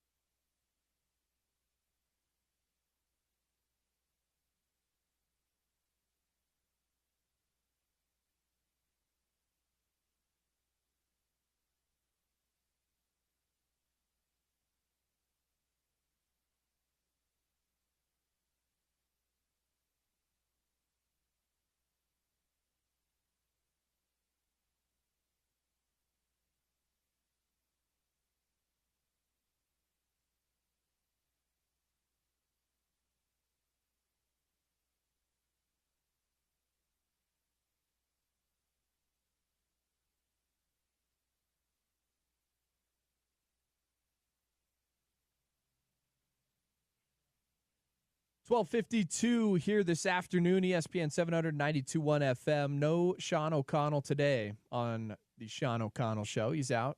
He'll be out the rest of the week. Myself, Brice Larson, alongside Jordan Bianucci, will be in today and tomorrow for one OC. And we'll bring you the latest around the world of sports here in the Beehive State. Want to remind you to unlock more control with a 50% bonus trade-in towards Elite and Apex clubs and 10% off select iron sets at Uinta Golf, our sponsor for today's PGA Tour leaderboard update. We're talking a little bit about the Ryder Cup to send you into the weekend. And Jordan Bianucci, the Ryder Cup comes up tomorrow at Bethpage Black. You can watch it on the NBC networks, including USA and Peacock. Your USA captain is Keegan Bradley. Of course, we've got Scotty Scheffler in the field, best player in the world so far throughout this year. The European captain is Luke Donald, and then you have their best player for the Ryder Cup, and of course, it's one Rory McIlroy. And there's been a little bit of back and forth between some members of Team USA and the European side. Bryson DeChambeau getting himself into it with Rory McIlroy. Rory McIlroy going back and forth. They're talking about YouTube channels. We've heard accusations of only bots watch Bryson DeChambeau's YouTube page, and Rory McIlroy's getting after him because the only time that he's in the news is when he brings up Rory McIlroy's name. Boy, we got some heat on the golf course this weekend. We're going to see a fight? We're going to go all Happy Gilmore on the golf course? You're going to get these grown men out there going at it? Listen, the Ryder Cup could use it. You'd tune into the Ryder Cup to see some fisticuffs. I would. What are those muscles Bryson has if it's not for fighting on the golf course, right? Mm-hmm. Like, exactly. What does he need those muscles for? Come on. No kidding. Here's the thing about the Ryder Cup, though, is that the format is so strange. I don't think anybody in this room can explain what the format really is. We have head-to-head matchups. We're going to get Paul Pugmire on the line tomorrow to really break this down for us, an expert, Utah Golf Radio, right here on ESPN 700. We'll talk with him to explain it, but we've got head-to-head matchups, and then we've got everybody in the field getting out there on Saturday and Sunday, getting after it. Format's a little wonky. My biggest gripe with the Ryder Cup, why do we put it right in the middle of football season? Like, if it's one of the biggest spectacles in golf and one of the most sacred things in golf, hey, why don't we move it out of the football season so that we can get a bigger audience and everybody can really tune into it? Because I think a lot of us are going to be locked into college football this weekend. Well, when it was founded in 1927, they did not foresee the explosion of football on television, unfortunately. So that is, I don't know. We're gonna Ryder Cup historian Jordan Bianucci. Yeah, that's right. I did not know. I apologize. I did not know your game, Jordan. No, that's about as far as I go. Wikipedia. That was before college football had the forward pass, so they thought, you know what, they're not doing anything. Yeah, this game's crap. This game's a joke. All right, hitting the ball to try to hit into a hole from 500 yards away. Now that's way more exciting. Some history behind it. There you go. Hey, last time a dude in the American League hit 60 home runs. It wasn't 1927, but that's the year Babe Ruth, I'm pretty sure, did it. Wow. That's connective tissue between the different segments we have on this show. Swinging sticks and hitting balls. Yeah, if you disregard Aaron Judge a few years ago and Roger Maris, exactly, then that it all Keep connects. Other than those two in the American League, not counting the National League, that's the last. So many more in the National League. Oh man. Thank you for that. That's a good connection. I'm glad that we brought that up. Any of you actually watched the Ryder Cup over the years? I never have. But no. This is what I don't understand. Everyone loves the Ryder Cup. It appeals to our nationalist tendencies. That's what it does. Yes, we got to get behind Team USA. Well, yeah. You got to put the USA T-shirt on and the USA t-shirt. Sit on the couch and chant USA from your house. That's what this is all about. And you know what? It's good that it's here in the United States because guess what? The home side usually has the upper hand here, so that bodes well. You ever golfed in Europe? No. Yeah, me neither. I've golfed in Africa. How's that? Wow. It was cool.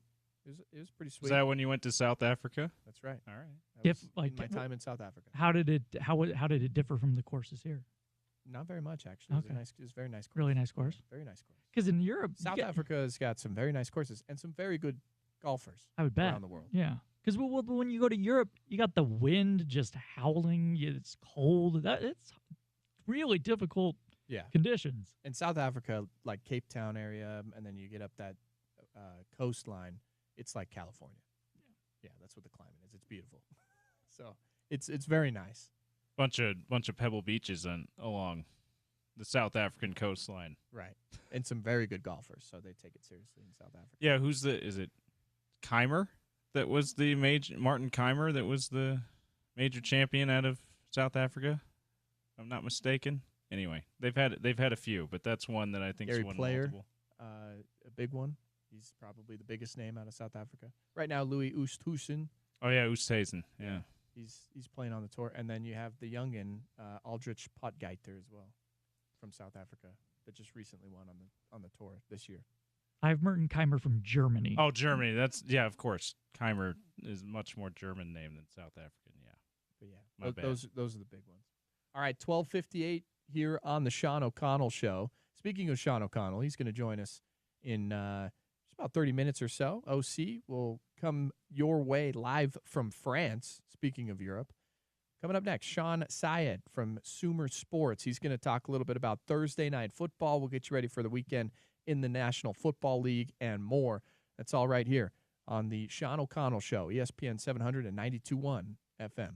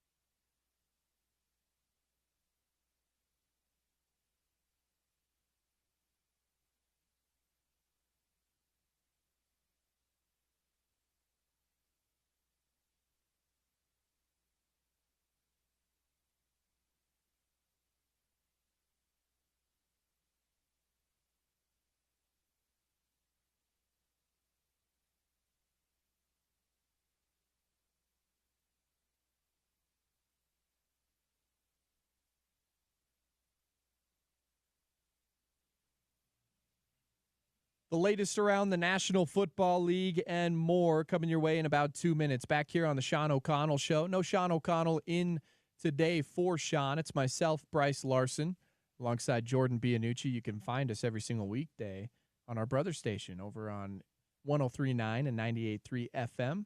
It's ESPN The Fan up and down the Wasatch Front. We're on every single morning, 7 to 10 a.m.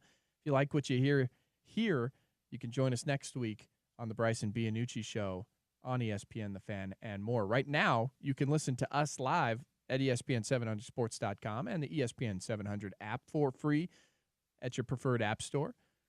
Check us out on the podcast afterwards. Of course, the Sean O'Connell podcast, wherever you get your podcasts. Let's jump out to the ESPN 700 hotline and welcome in Sean Syed from Sumer Sports to talk a little bit about what's going on around the National Football League. Sean, glad to have you on. How are things going? I appreciate you having me on. I'm always excited to talk about football. I think the people that sometimes say, hey, this is not going to be a good week in the NFL, I think you lack imagination. I'm sorry. I don't mean to be rude to start it off, but so much good stuff going on this schedule. Hey, I agree 100% with you. Not so sure about the Monday night football schedule. We'll get to that here in a minute. But at least on a Thursday night, a big divisional matchup, the Seahawks, the Cardinals, and some storylines going into this game later on tonight. What are you looking for in tonight's game with Kyler Murray playing some quarterback for the Cardinals?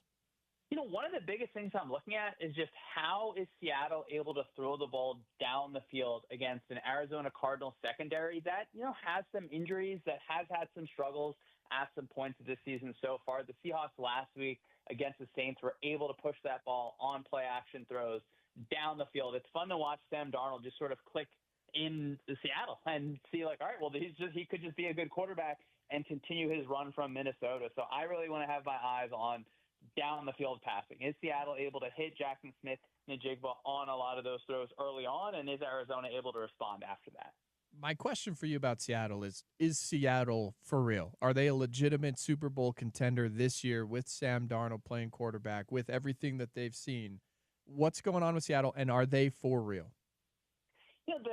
Them being a Super Bowl contender, I think that might be a little bit rich for me, just thinking about what's going on in their offensive line. I do like how their rookie Gray Zabel has played at left guard. I just think about their passing offense is so funneled through JSN, really kind of through that one player. It seems like they're leaning into the run game more than they probably should be, just based on how much they're able to produce. I do really enjoy Mike McDonald, their head coach, and his defensive play calling. I think he is just at really a high level that's kind of separated from some of the other defensive coordinators across the league. I just, am I going to put all of my chips on the Sam Darnold run-heavy offense? I'd say probably not for a Super Bowl contender.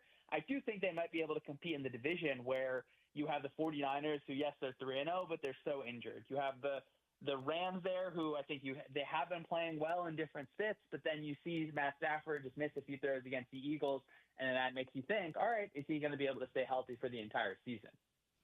Yeah, Sean, that's where I was going to go next was the NFC West.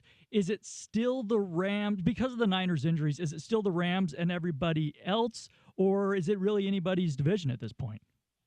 I really want to say that's anyone's division, right? That's really what I want it to be, because you have those little bits of every single team that are just so fun to watch or so enjoyable. The way that Christian McCaffrey works in the run game, the way that the Cardinals are throwing Budda Baker around in different ways.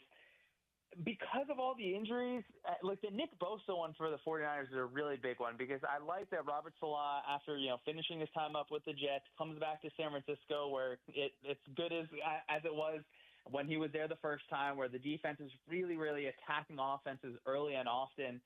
But when you lose your star game-changing edge rusher, that feels like maybe that's just a little bit too much. Then watching the way that the Rams played against the Eagles, even in a game that, what a loss for the Rams to have all the way those two blocked field goals all the way at the end of the game.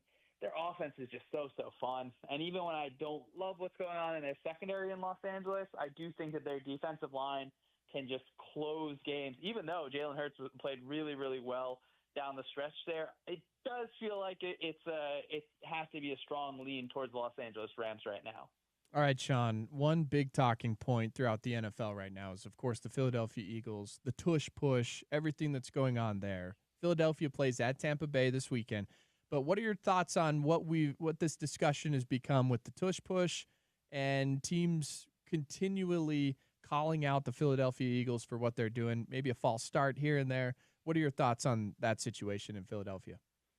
I think more teams should try it. If everyone thinks it's so easy and they're comfortable with their quarterback getting crunched, and even Lane Johnson, I think he had a stinger last week against the Rams, had to leave the game because of a play that happened on that quarterback sneak. So my thing is like, hey, everyone should try it. I think I have to assume that it's going to get removed from the game just because of how close the vote was last offseason. It feels like there's a kind of coordinated campaign decrying like all of the evils of a right guard moving a little bit early. So I think it may just be on the way out. I still feel like the Eagles are going to run quarterback sneaks and convert at a decent clip.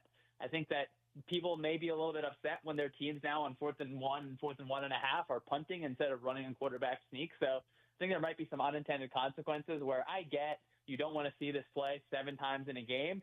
But I think we'd all like to see more offense, and 4th down conversions mean more offense. So the conversation as a whole has been, I think it's kind of funny to hear sometimes just that, well, what are your actual arguments? Like, is it player safety? Then you say, okay, well, the injury rate on this play is a lot lower than other times. Then you look at pace of play, and then you see, okay, well, when an offense converts on 4th down, things really get moving along. So it does feel a little bit targeted at the Eagles, who I'm excited for them to just run a different kind of quarterback sneak next season.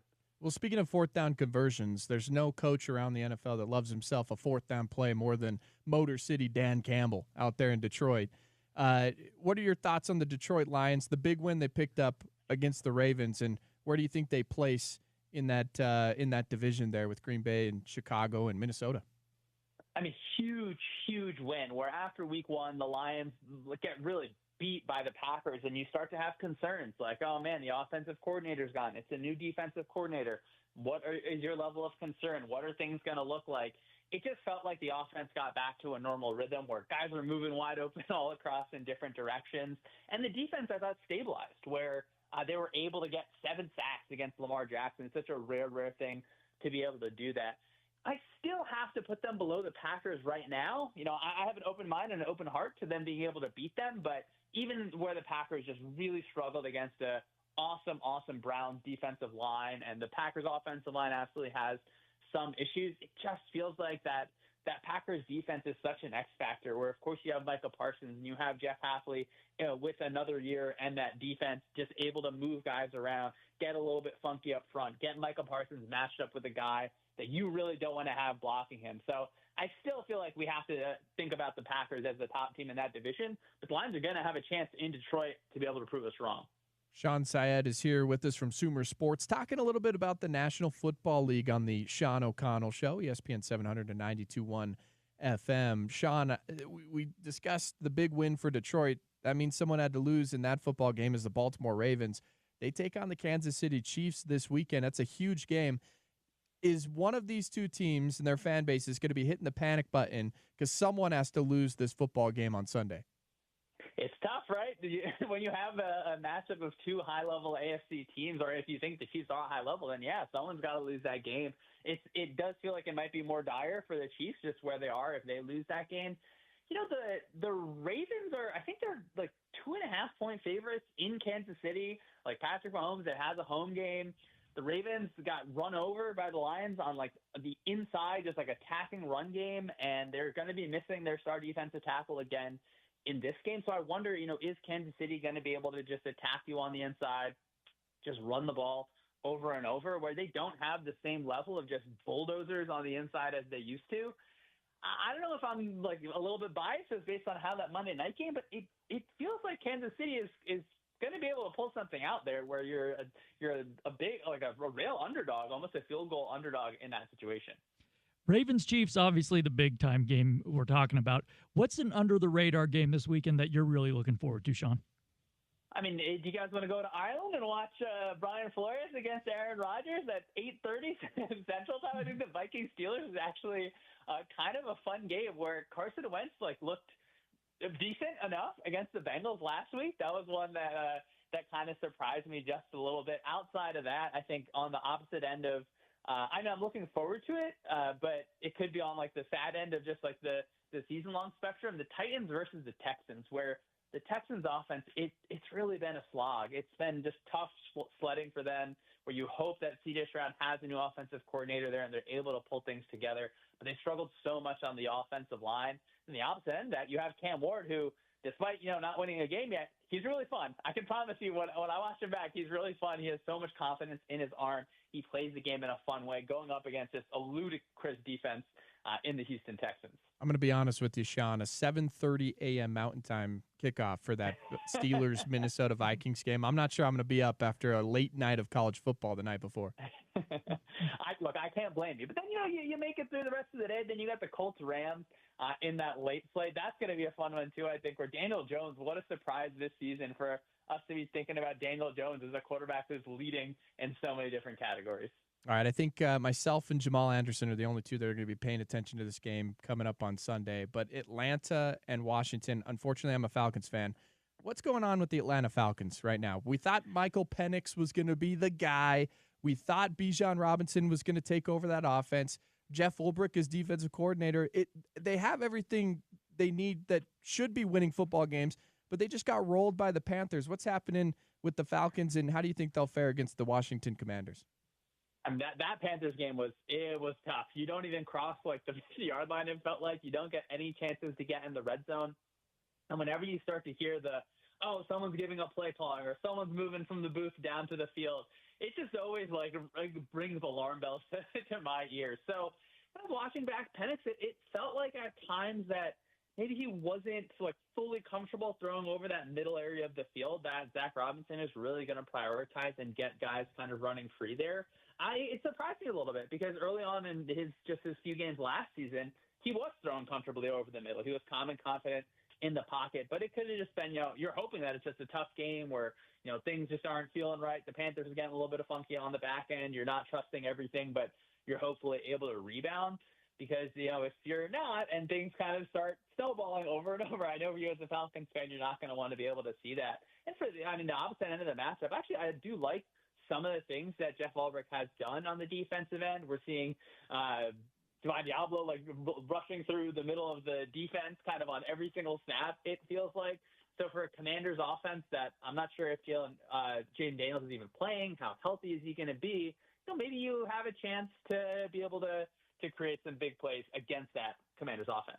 There's another game that has a little bit of a Utah tie in it. It's, of course, the New York Giants and Jackson Dart, the former Corner Canyon starter, finally getting his shot with New York. What are your thoughts on Jackson Dart being able to get his first start with the New York Giants? And it comes in a little bit of a tough spot, probably the toughest portion of their schedule here.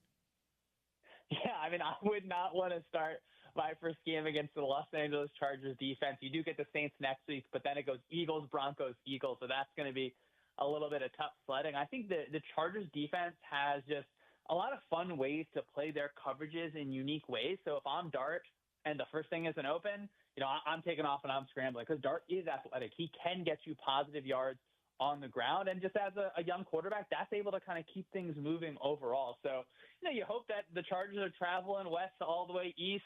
Maybe those guys sail up a little bit late and, Chargers don't have Khalil Mack. So you're hoping that Dart isn't under just as much pressure overall in the pocket. So it's going to be interesting because it feels like Brian Daboll, the Giants head coach, has put in a few things for what would make sense as a Jackson Dart type of offense. We've seen him have some snaps. So it's going to be really interesting. It's tough that this is the game that you're going to have to go into, though. All right, let's take a look at the Monday night slate. You've got the Jets and the Dolphins. They start at 5:15 p.m. on ESPN, local time here in Utah. Cincinnati at Denver 1 hour later at 6:15 p.m. Mountain Time on ABC. The one thing that I have a problem with Monday Night Football, and they actually got it right on the first doubleheader of the season, was I want to watch both games through the entire game. A 1 hour staggered start isn't doing it for me. Why can we not get these a little bit later, especially since the second game is in Denver here Mountain Time? Look, I am so on board with you. I think we spend too much time. I grew up in New Jersey on the East Coast. We cater to Eastern Standard Time way too much. I live in Dallas now, so I'm on Central Standard Time. I get these beautiful games that, hey, at the end of Sunday night, it's only 11 o'clock. I'm not worried about what time I'm waking up tomorrow. I'm feeling comfortable getting to bed there. So, yeah, let's space them out. Let's remember that we have all of these West Coasters out here as well, that, their times are going to be different. So I would love to bump that Monday night even further up, maybe bump that the second game, the Bengals Broncos game, a little bit further back. But the idea of the isolated island game, I love that. Everyone is watching one game. We're all going to talk about one game. But no, they insist on giving us these two splits. So now we're unfortunately going to have to press that little split screen button, and hopefully, our eyes don't go across when we're watching the games. And, well, what are the odds that both of these two games are going to get out of hand? Maybe that Jets and Dolphins game will be close since both of them have struggled, but kind of seems like Cincinnati without Joe Burrow, it might get away from them against a Denver team that's looking pretty good this year. I mean, I am very concerned for the health of Jake Browning in that game, where the Denver Broncos front is ridiculous. They are so attacking. Nick Bodino, just watching what he did against the Chargers last week, it feels like he was getting off the ball before Justin Herbert could even think about getting his hands on it. So that's going to be a tough one. The Jets, the Dolphins one, I'm glad you mentioned that one too, because the Jets have been competitive this year. They played the Buccaneers last week pretty tough, and I think the Jets can do some things in the run game. They can win at times on the defensive end. So even in a game where the Dolphins, they're home, they should be the favorite. They still have playmakers on the outside. It feels like maybe a sneaky spot for the Jets to be able to get their first win of the season. All right, you can follow him on X at Syed Schemes. Sean, we appreciate you jumping on with us here on the Sean O'Connell Show. Thanks so much. Appreciate it, guys. It's a good slate of NFL games this weekend, Jordan Bianucci. Is there one that you're looking out for? I know you're a 49ers guy, so of course you'll be locked in on the Niners. Yeah, Jaguars, Niners. I'm not getting up at 7:30 for Vikings Steelers. I just can't do it. I might record that game. It's an early morning. Yeah, Colts Rams is the under the radar one that's going to be really interesting. Yes, and you can hear the Los Angeles Rams over on our brother station, 103.9 and 98.3 ESPN The Fan.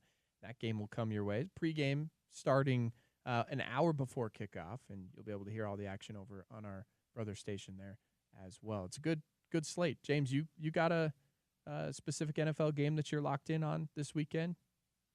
Got a team that you cheer for? Well, I'm a Colts fan, so Colts Rams. Okay. I've been saying up until like this week, I've been saying no chance this lasts.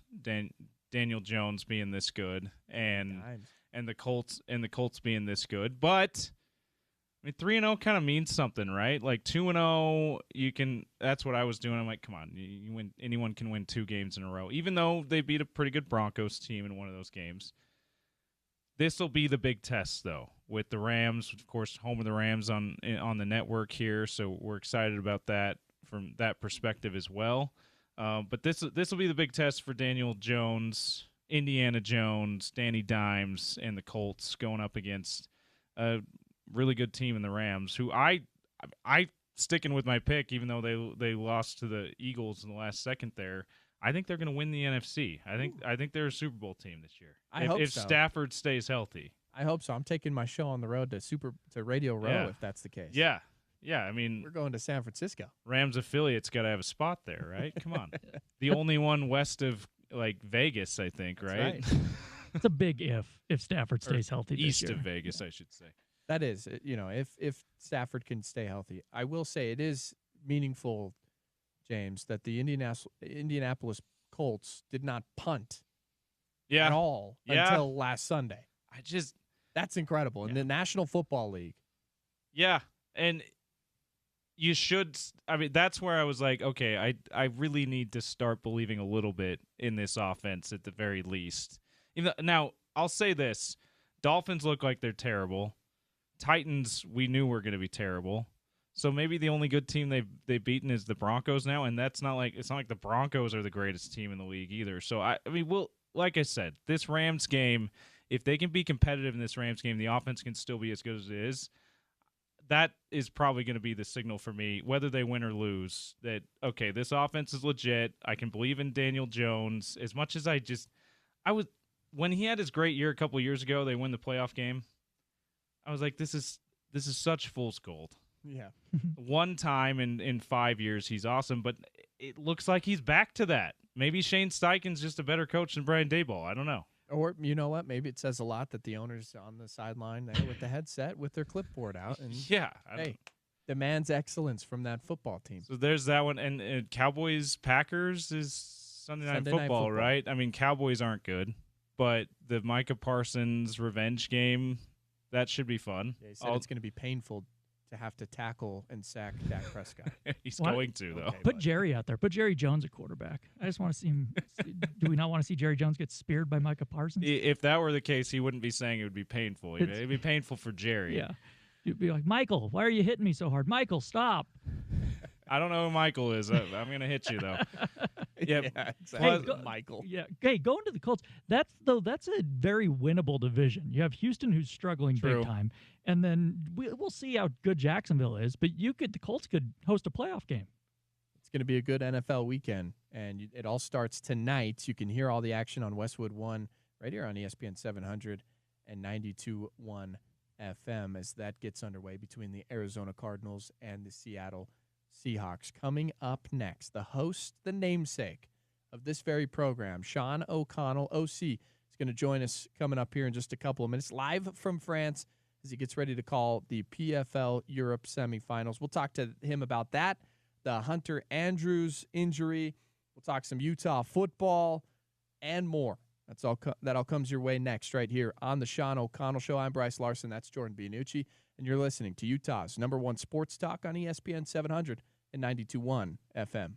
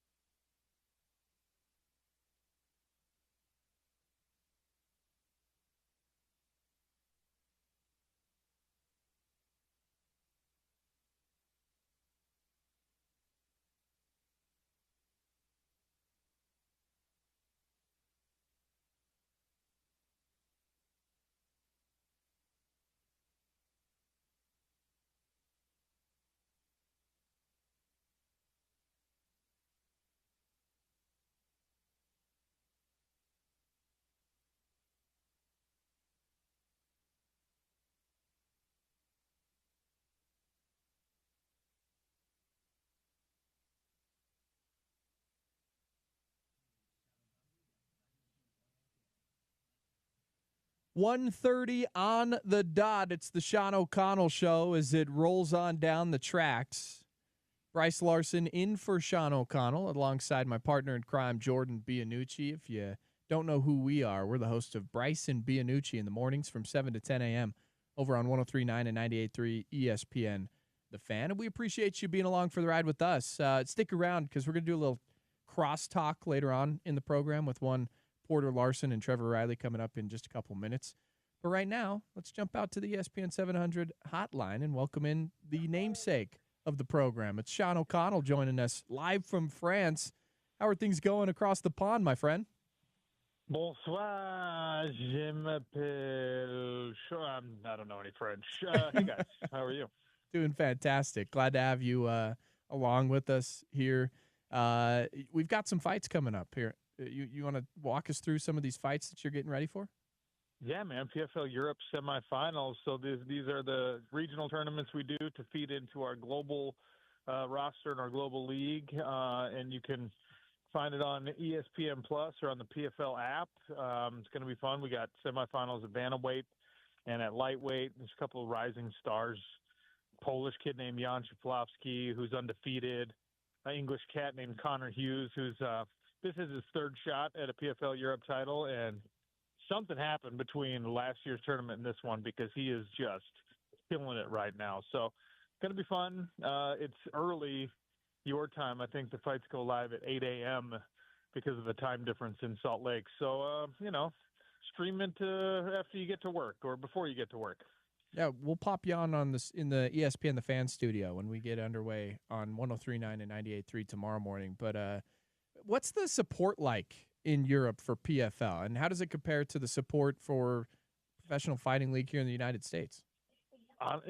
Unfortunately for me, because I'm the American that comes all the way over to do these, it's like, I mean, we sell out the shows here in Europe, and the fans are just so hungry for big time MMA. They only get, maybe 1 or 2 UFC cards a year on the European continent.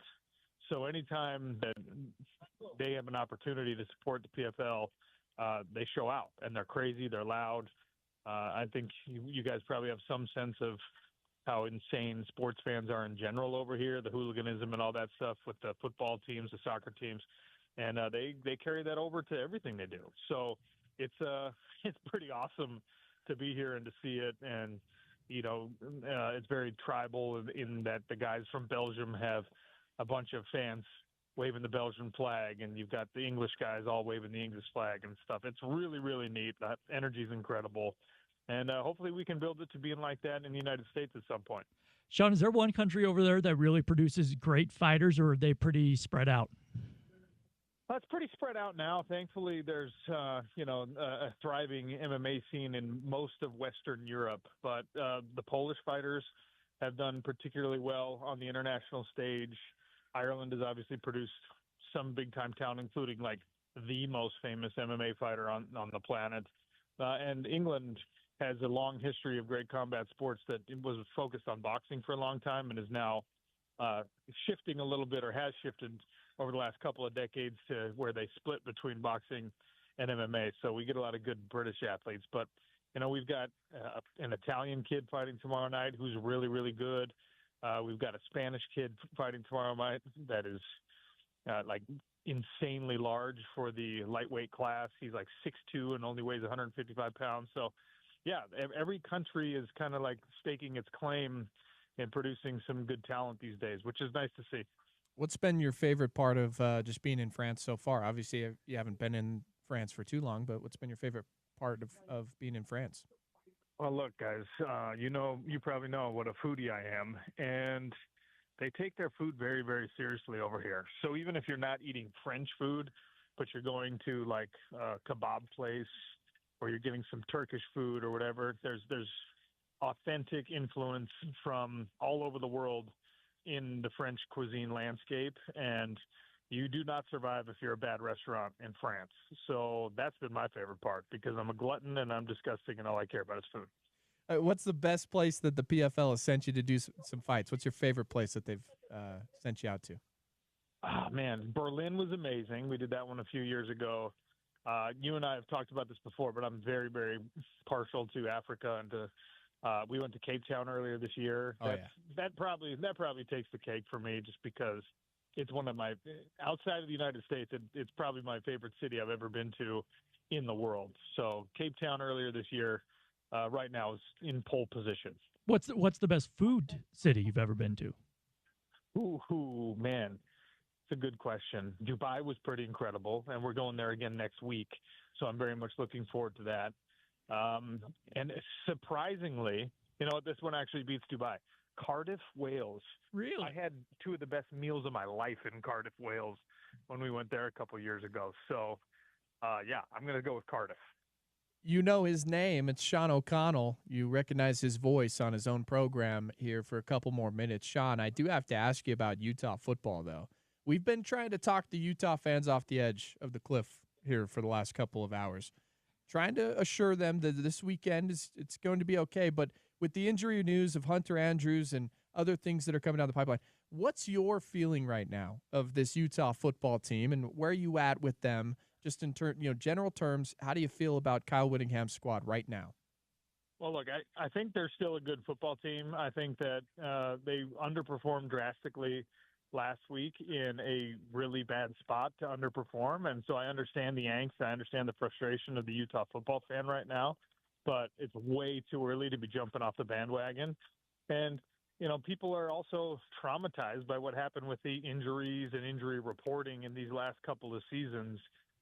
So they're overreacting to, Hunter Andrews is an important player. I was really, really hopeful about him having a bigger role in the offense. I'm super bummed, but he's not your starting quarterback. He's not even your best ball carrier necessarily. And so it's not abnormal to lose a guy like that. If it starts to be like two or three guys like that, now you can panic. Now you can worry. I'm bummed. Don't get me wrong. The Hunter Andrews is out, and I'm bummed that there's some complications around, things like knowing whether Devin Dampier is healthy or not. But injury and attrition is normal in a college football season. Utah has literally never experienced a season where zero important players get hurt, and they found ways under Kyle Whittingham in the past to get through it. So I'm going to, at this point, hope for that still.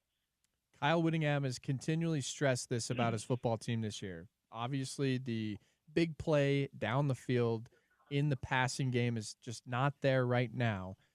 How do you diagnose this? If you're looking at this football team, is it wide receivers that can't get open on the outside and create separation? Is it a quarterback that's struggling to throw the football down the field? Is it the way that opposing defenses are playing this offense? How do you diagnose this, and how do you go about fixing it against a West Virginia team this weekend? All of the above, right? It's you saw a situation last week where the lone deep pass got taken away by a penalty, and then if you watch that film again, you realize, oh my gosh, Devin couldn't really plant and throw off that right ankle, so that was probably a bit of a difficulty there.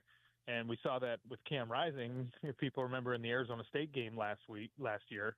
So, that's a problem.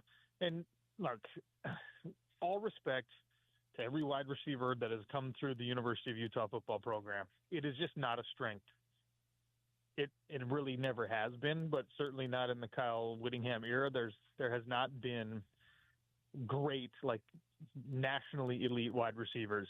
Even when you go back to the best ones, the Freddie Browns and the David Reeds and guys like that, they're super solid players, but they're not USC wide receivers. They're not Ohio State wide receivers. And this year's crop has not proven that they can get open and get separation and they can get behind safeties. And that's just something that there's probably 6 other teams in the Big 12 who have a problem like that. You have to get around it with scheme, and you also have to run the ball downhill more to be punitive to defenses that are going to, threaten you to throw. Just be like, all right, go ahead. Well, see if you can stop both things. You got to find a way to balance it, and you got to get behind teams, get behind those defensive backs with scheme or with a Jackson Benny type player or with a Nate Johnson type player. That's the whole point of Nate Johnson. He can run really fast in the straight line. Just let him do it. Get open a couple of times. Make him do it 12 plays a game. Throw to him 4 times. I don't care. You have to threaten. All right, I said this earlier in the program, but I'm a true believer of good teams win, great teams cover. So I'm staring at the line right now. 9.5 in favor of the Utes was where it opened. It's now bubbled to 12.5. What's the expectation? What expectation for the fan base should be there this weekend on the road against a West Virginia team that's struggled this year? Look, if you're a good team, you're going to win this game. Like you said, if you're a great team, you're going to cover that, and you're going to bounce back from a miserable performance by pretty much everyone on the team last week in a very important spot. You're going to have to prove to yourselves and to your fan base and to your coaches that was a fluke, which means you run for more than 300 yards this week. You probably don't pass for much more than 200, but you dominate the line of scrimmage on both sides of the ball, and that translates to a 24-point victory against a team that has not proven they're anything but sort of bad. If it's anything besides that, like I've been doing the same thing, trying to talk people back off the ledge. If this is a loss or a close win, I'm not coming on the air on Monday and saying, hey, everything's going to be all right. I'm saying everything's not all right. Can you fix it? Or is the season lost? Everyone in the building knows the significance of this game. You can't have back-to-back bad performances. You can't screw it up again. You have to go dominate West Virginia, get into the bye week, use that time to get a little bit healthy, and then, of course, tougher tests, Arizona State, BYU. It's all right on the horizon. You got to get right now. Get the ship right. That's what it's all about. Sean, thanks for jumping on with us. And, hey, thanks for joining your own show this morning, or this afternoon, I should say. I've always said it takes 2 men to do the work of me. So I'm glad you guys were willing to sit in and hold it down for me. I appreciate you. No problem, my friend. Enjoy the fights coming up tomorrow and throughout the weekend. That is Sean O'Connell, of course, OC, the namesake of this here program, and Jordan Bianucci. The expectation for Utah football, I think this weekend, is to go to West Virginia on the road and, as you mentioned, dominate. Yeah, it is. It's what we've said. You especially after that game against Texas Tech. It's one thing if you beat Texas Tech and then you win you squeak one out at West Virginia. You have a little bit of a letdown. That's in itself a little concerning, but you live with it. No, you can't have that this weekend. That's why I said, look, if you go there and you win a close game, that is troubling to me. And I don't think it's going to happen. I do think they win by a couple of scores in this game. All right, we'll keep breaking it down, and we'll continue to talk about it with our friend Porter Larson and Trevor Riley as they come over for some crosstalk coming up next as we get ready to wrap up the Sean O'Connell Show on a Thursday edition of the program. Before we do so, I want to remind you, elevate and educate. Come celebrate at the Canna Fan Fest, Saturday, September the 27th at Granary Live. Get your free ticket now at cannafanfest.com. Crosstalk with Porter and Trevor coming up next right here on your home of the Utes and your home of the Utes right here on ESPN 700 and 92.1 FM.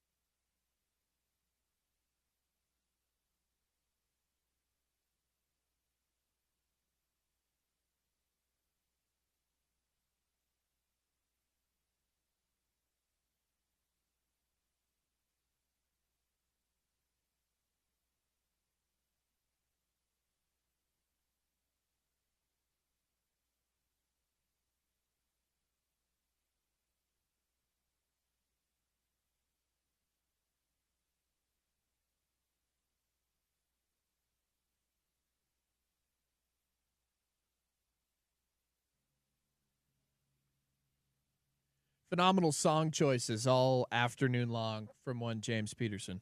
So shout out to James behind the glass today. How do you think that makes me feel? I pick out songs all damn day on our show. As I stare over at you. Just not blinking. All eye contact. Great songs today from James. That was a targeted attack on the man that produces Brice and Bianucci every single morning, one Jordan Bianucci. Phenomenal songs on this show. Wow. You can join us every single weekday morning, 7 to 10 a.m. over on 103.9 and 98.3 FM, if that's your cup of tea. The morning talk show here in the state of Utah to listen to when it comes to your sports talk, radio news, and more over on ESPN The Fan. Of course, this is the Sean O'Connell Show. We're getting ready to wrap things up and send it on over to the drive with Spence Checketts. And I believe Porter Larson and Trevor Riley will be on the drive with Spence Checketts throughout this afternoon. So you can look forward to that. And we'll wait and see if they're going to pass by for some crosstalk here in a couple of minutes. We're waiting for Porter is here. I can guarantee you that. He's finishing some things up, getting ready for the show. Doing a little so prep. He should stop by, but we'll see about Trevor. He's a bit of a wild man. We love him, the Rattler. He'll certainly be here by 2:00. We'll see before Maybe we'll that. squeeze him in right there. Either way, I do believe I'm going to be one of their guests on that show later on, about 3 p.m. So, well, if you haven't had enough of Brice Larson today, you're about to. Brice Larson Bonanza. Have you ever been on? Program. Have you ever been on 3 shows in one day? I've not. This will be the first time. We are testing the boundaries of how much people like Brice Larson. That's exactly right. All right, let's get into some topical trivia, if I could say it. It's a BGR gift card, Burgers Grilled Right. That's what is up for grabs here. We just got off the phone with Sean O'Connell. We asked him the question what his favorite city was to call fights in. Now, he did name a couple, but he at the end, he said, this is my all-time favorite city that probably takes the cake. What city did he name? You can text it in at 877-353-0700. We'll choose a winner for that BGR gift card. Once again, the text-in line, 877-353-0700 for topical trivia today. What is Sean O'Connell's favorite city to call fights in? Where in the world? Not the one he's currently in, but his favorite city. To 877-353-0700 on that text-in line. All right, Jordan. Well, we are wrapping up today's edition of the Sean O'Connell Show. We were just barely talking about Utah football, and I think I want to lead and just kind of finish it off talking more about Utah football and what they need to do in order to be able to beat West Virginia on the road this weekend. They're 12.5-point favorites going into Morgantown, and it's an important bounce-back game for the Utes. Yeah, show up, run the ball well, dominate the line of scrimmage, and you'll win the game. Is it that simple? Yeah, pretty much. Against West Virginia, I think it is. But I want to see more than that. I want to see some wide receivers get open down the field. I want to see Devin Dampier make some nice throws. I'd like to see him. Sean made the great point. I want to see him plant that right foot, see how that ankle is. But no, I think it is. With West Virginia, I think it can be that simple. And I think we will see that. All right, speaking of crosstalk, let's welcome in one Trevor Riley. He's going to be on with Porter Larson throughout the drive with Spence Checketts this afternoon. Trevor, glad to have you on. How are things going? Well, I want to weigh in on that for a second. Oh, yeah, absolutely. Okay, do you remember Chicago, to 0-2 start the season? Yep. Ben Johnson comes out in game 3, and it's trick play here, trick play there, and all of a sudden they have 3 explosives. And so to piggyback off what you said, I think we're going to see some manufactured greatness on Jason Beck's behalf. Well, it's funny. I really believe that. Funny you bring that up because we were saying we want to see how creative Jason Beck can get. Yeah. Do you think that it needs to be more on the play calling specifically, or do you think there's other things that the players that are on the field have to create a little bit of their own momentum as well? They have to go out and execute what they're being asked to execute. I think that in this day and age, especially in this conference, losing 2 games isn't that bad. So, in a hypothetical situation, if we say, bad juju, we don't play well in morning games. Never have. Okay, ever since I was playing. Number 2, primetime games, not our strength. Number 3, quarterback's a little banged up. And then number 4, we don't have that congruency with the receiver group yet. Okay, we just bought 18, 2 or 3 months ago? And the receiver from New Mexico, God bless him, but he doesn't run routes past 15 yards. And so our best receiver down the field's a walk-on. There's a lot in there, right? So we're going to have one or two hiccups now. It's only happened a few times you're going defeated. And if we're going to lose to that team, I was on the sideline, that's a top 10 team, all things considered. So whatever, I'm cool with it. Let's go win 7-8 and make this playoff. What do you think? That's a good football team that came to Salt Lake City over the weekend. West Virginia on the road, a little bit different. Any worry about going a couple time zones over to the Eastern time zone, playing against a West Virginia team on the road? I got to coach against Rich Rod, okay, when I was at Jackson State. He was at Louisiana Monroe as an offensive coordinator for the great Terry Bowden, and we handled his stuff, okay? So then he gets a job over there at Jacksonville? I think he was at Jacksonville. He brought him to D1. And he's done this guy's a winner, okay? If he's not calling plays, it doesn't matter if he is or not because he's a good coach. Yeah. He's had some hiccups here or there, but he's won at a lot of places, man. And Michigan took a shot on him. So there's always that threat. I mean, when I was at Utah, he had our number. Kareem Carey, who remembers that? Kareem Carey, you guys remember that, Arizona? Yeah. He used to light us up, gosh dang it. But Rich Rod's always a threat. You know, offensively, I don't know what he's doing now. I haven't watched the tape, but his stuff has got kind of old there. And I say with all due respect to the man. He originated, remember Steve Slayton and what was our boy over there, West Virginia? Slayton and their quarter, Pat White, okay, former Miami Dolphin. He kind of originated this thing, so he's always got some. Him and Chip Kelly, right? I'm always like, oh crap, and Lane Kiffin. Those three guys can call play, and they can draw him up a little bit now. So I think we got to be worried about some bad breaks. We can't get out trickeried. Okay, they can't come out and put 2 or 3 on us, and all of a sudden we're down. We've shown not to be a team that plays well from behind, right? So going forward for this game, we should handle these guys. To your point, if we run the ball and smash them in the face, I mean, we have more talent than them. But I am concerned, all right? We got to win, right? We got to make sure we win the game in all facets. We're not tackling well, right? That's got to get better. Can't have how many? 23 missed tackles. Is that right? I don't know. Yeah, I think it was right about there, 23, 25. So both sides of the ball got something to play here, okay? The offense, it takes some time sometimes. They just got some of these guys, dude, a few days ago, hours, some of these guys. Yeah. So, I'll give them some grace. It's early in the season. We're not out of it yet, right? I think 10-2 is going to get us in. What do you guys think? Big wins against Iowa State. We'll see how good BYU ends up being. Arizona State. Arizona State. In a couple weeks. I think it depends who loses in front of you, but it could. Yeah. I think 10-2 is going to get us. You win the Big 12 championship, yeah. There you go. You got to get trains back on the tracks. But one thing that Kyle Whittingham has talked a lot about is explosive plays in the passing game. Yeah. What are your thoughts on how Utah goes about trying to get those explosive plays in the passing game, and where do you diagnose that? We just asked Sean O'Connell the same question. What's going on? I think they're going to Bentley. I referenced Baltimore yesterday. When I watch Baltimore, they remind me of Utah. So many ways, offensively. Even in the whole program, really. I mean, gosh dang, they go to Mark Andrews, right? And that even down the field, they'll go to him. Yeah. So Bentley, he's a draft pick. Yeah, I think we're safe to say that here. He's probably going to get drafted at some point if he stays healthy. That's the guy. If they don't double the guy, he needs to have a big game. He needs to win one-on-one matchups. And my whole thing with 18, he's got to go up and get balls, dude. He can run. 6'5". Come on, man. You got to go up and get that rebound now. High point. You got to go get it and see that thing, okay? I want to see him go up and get the ball.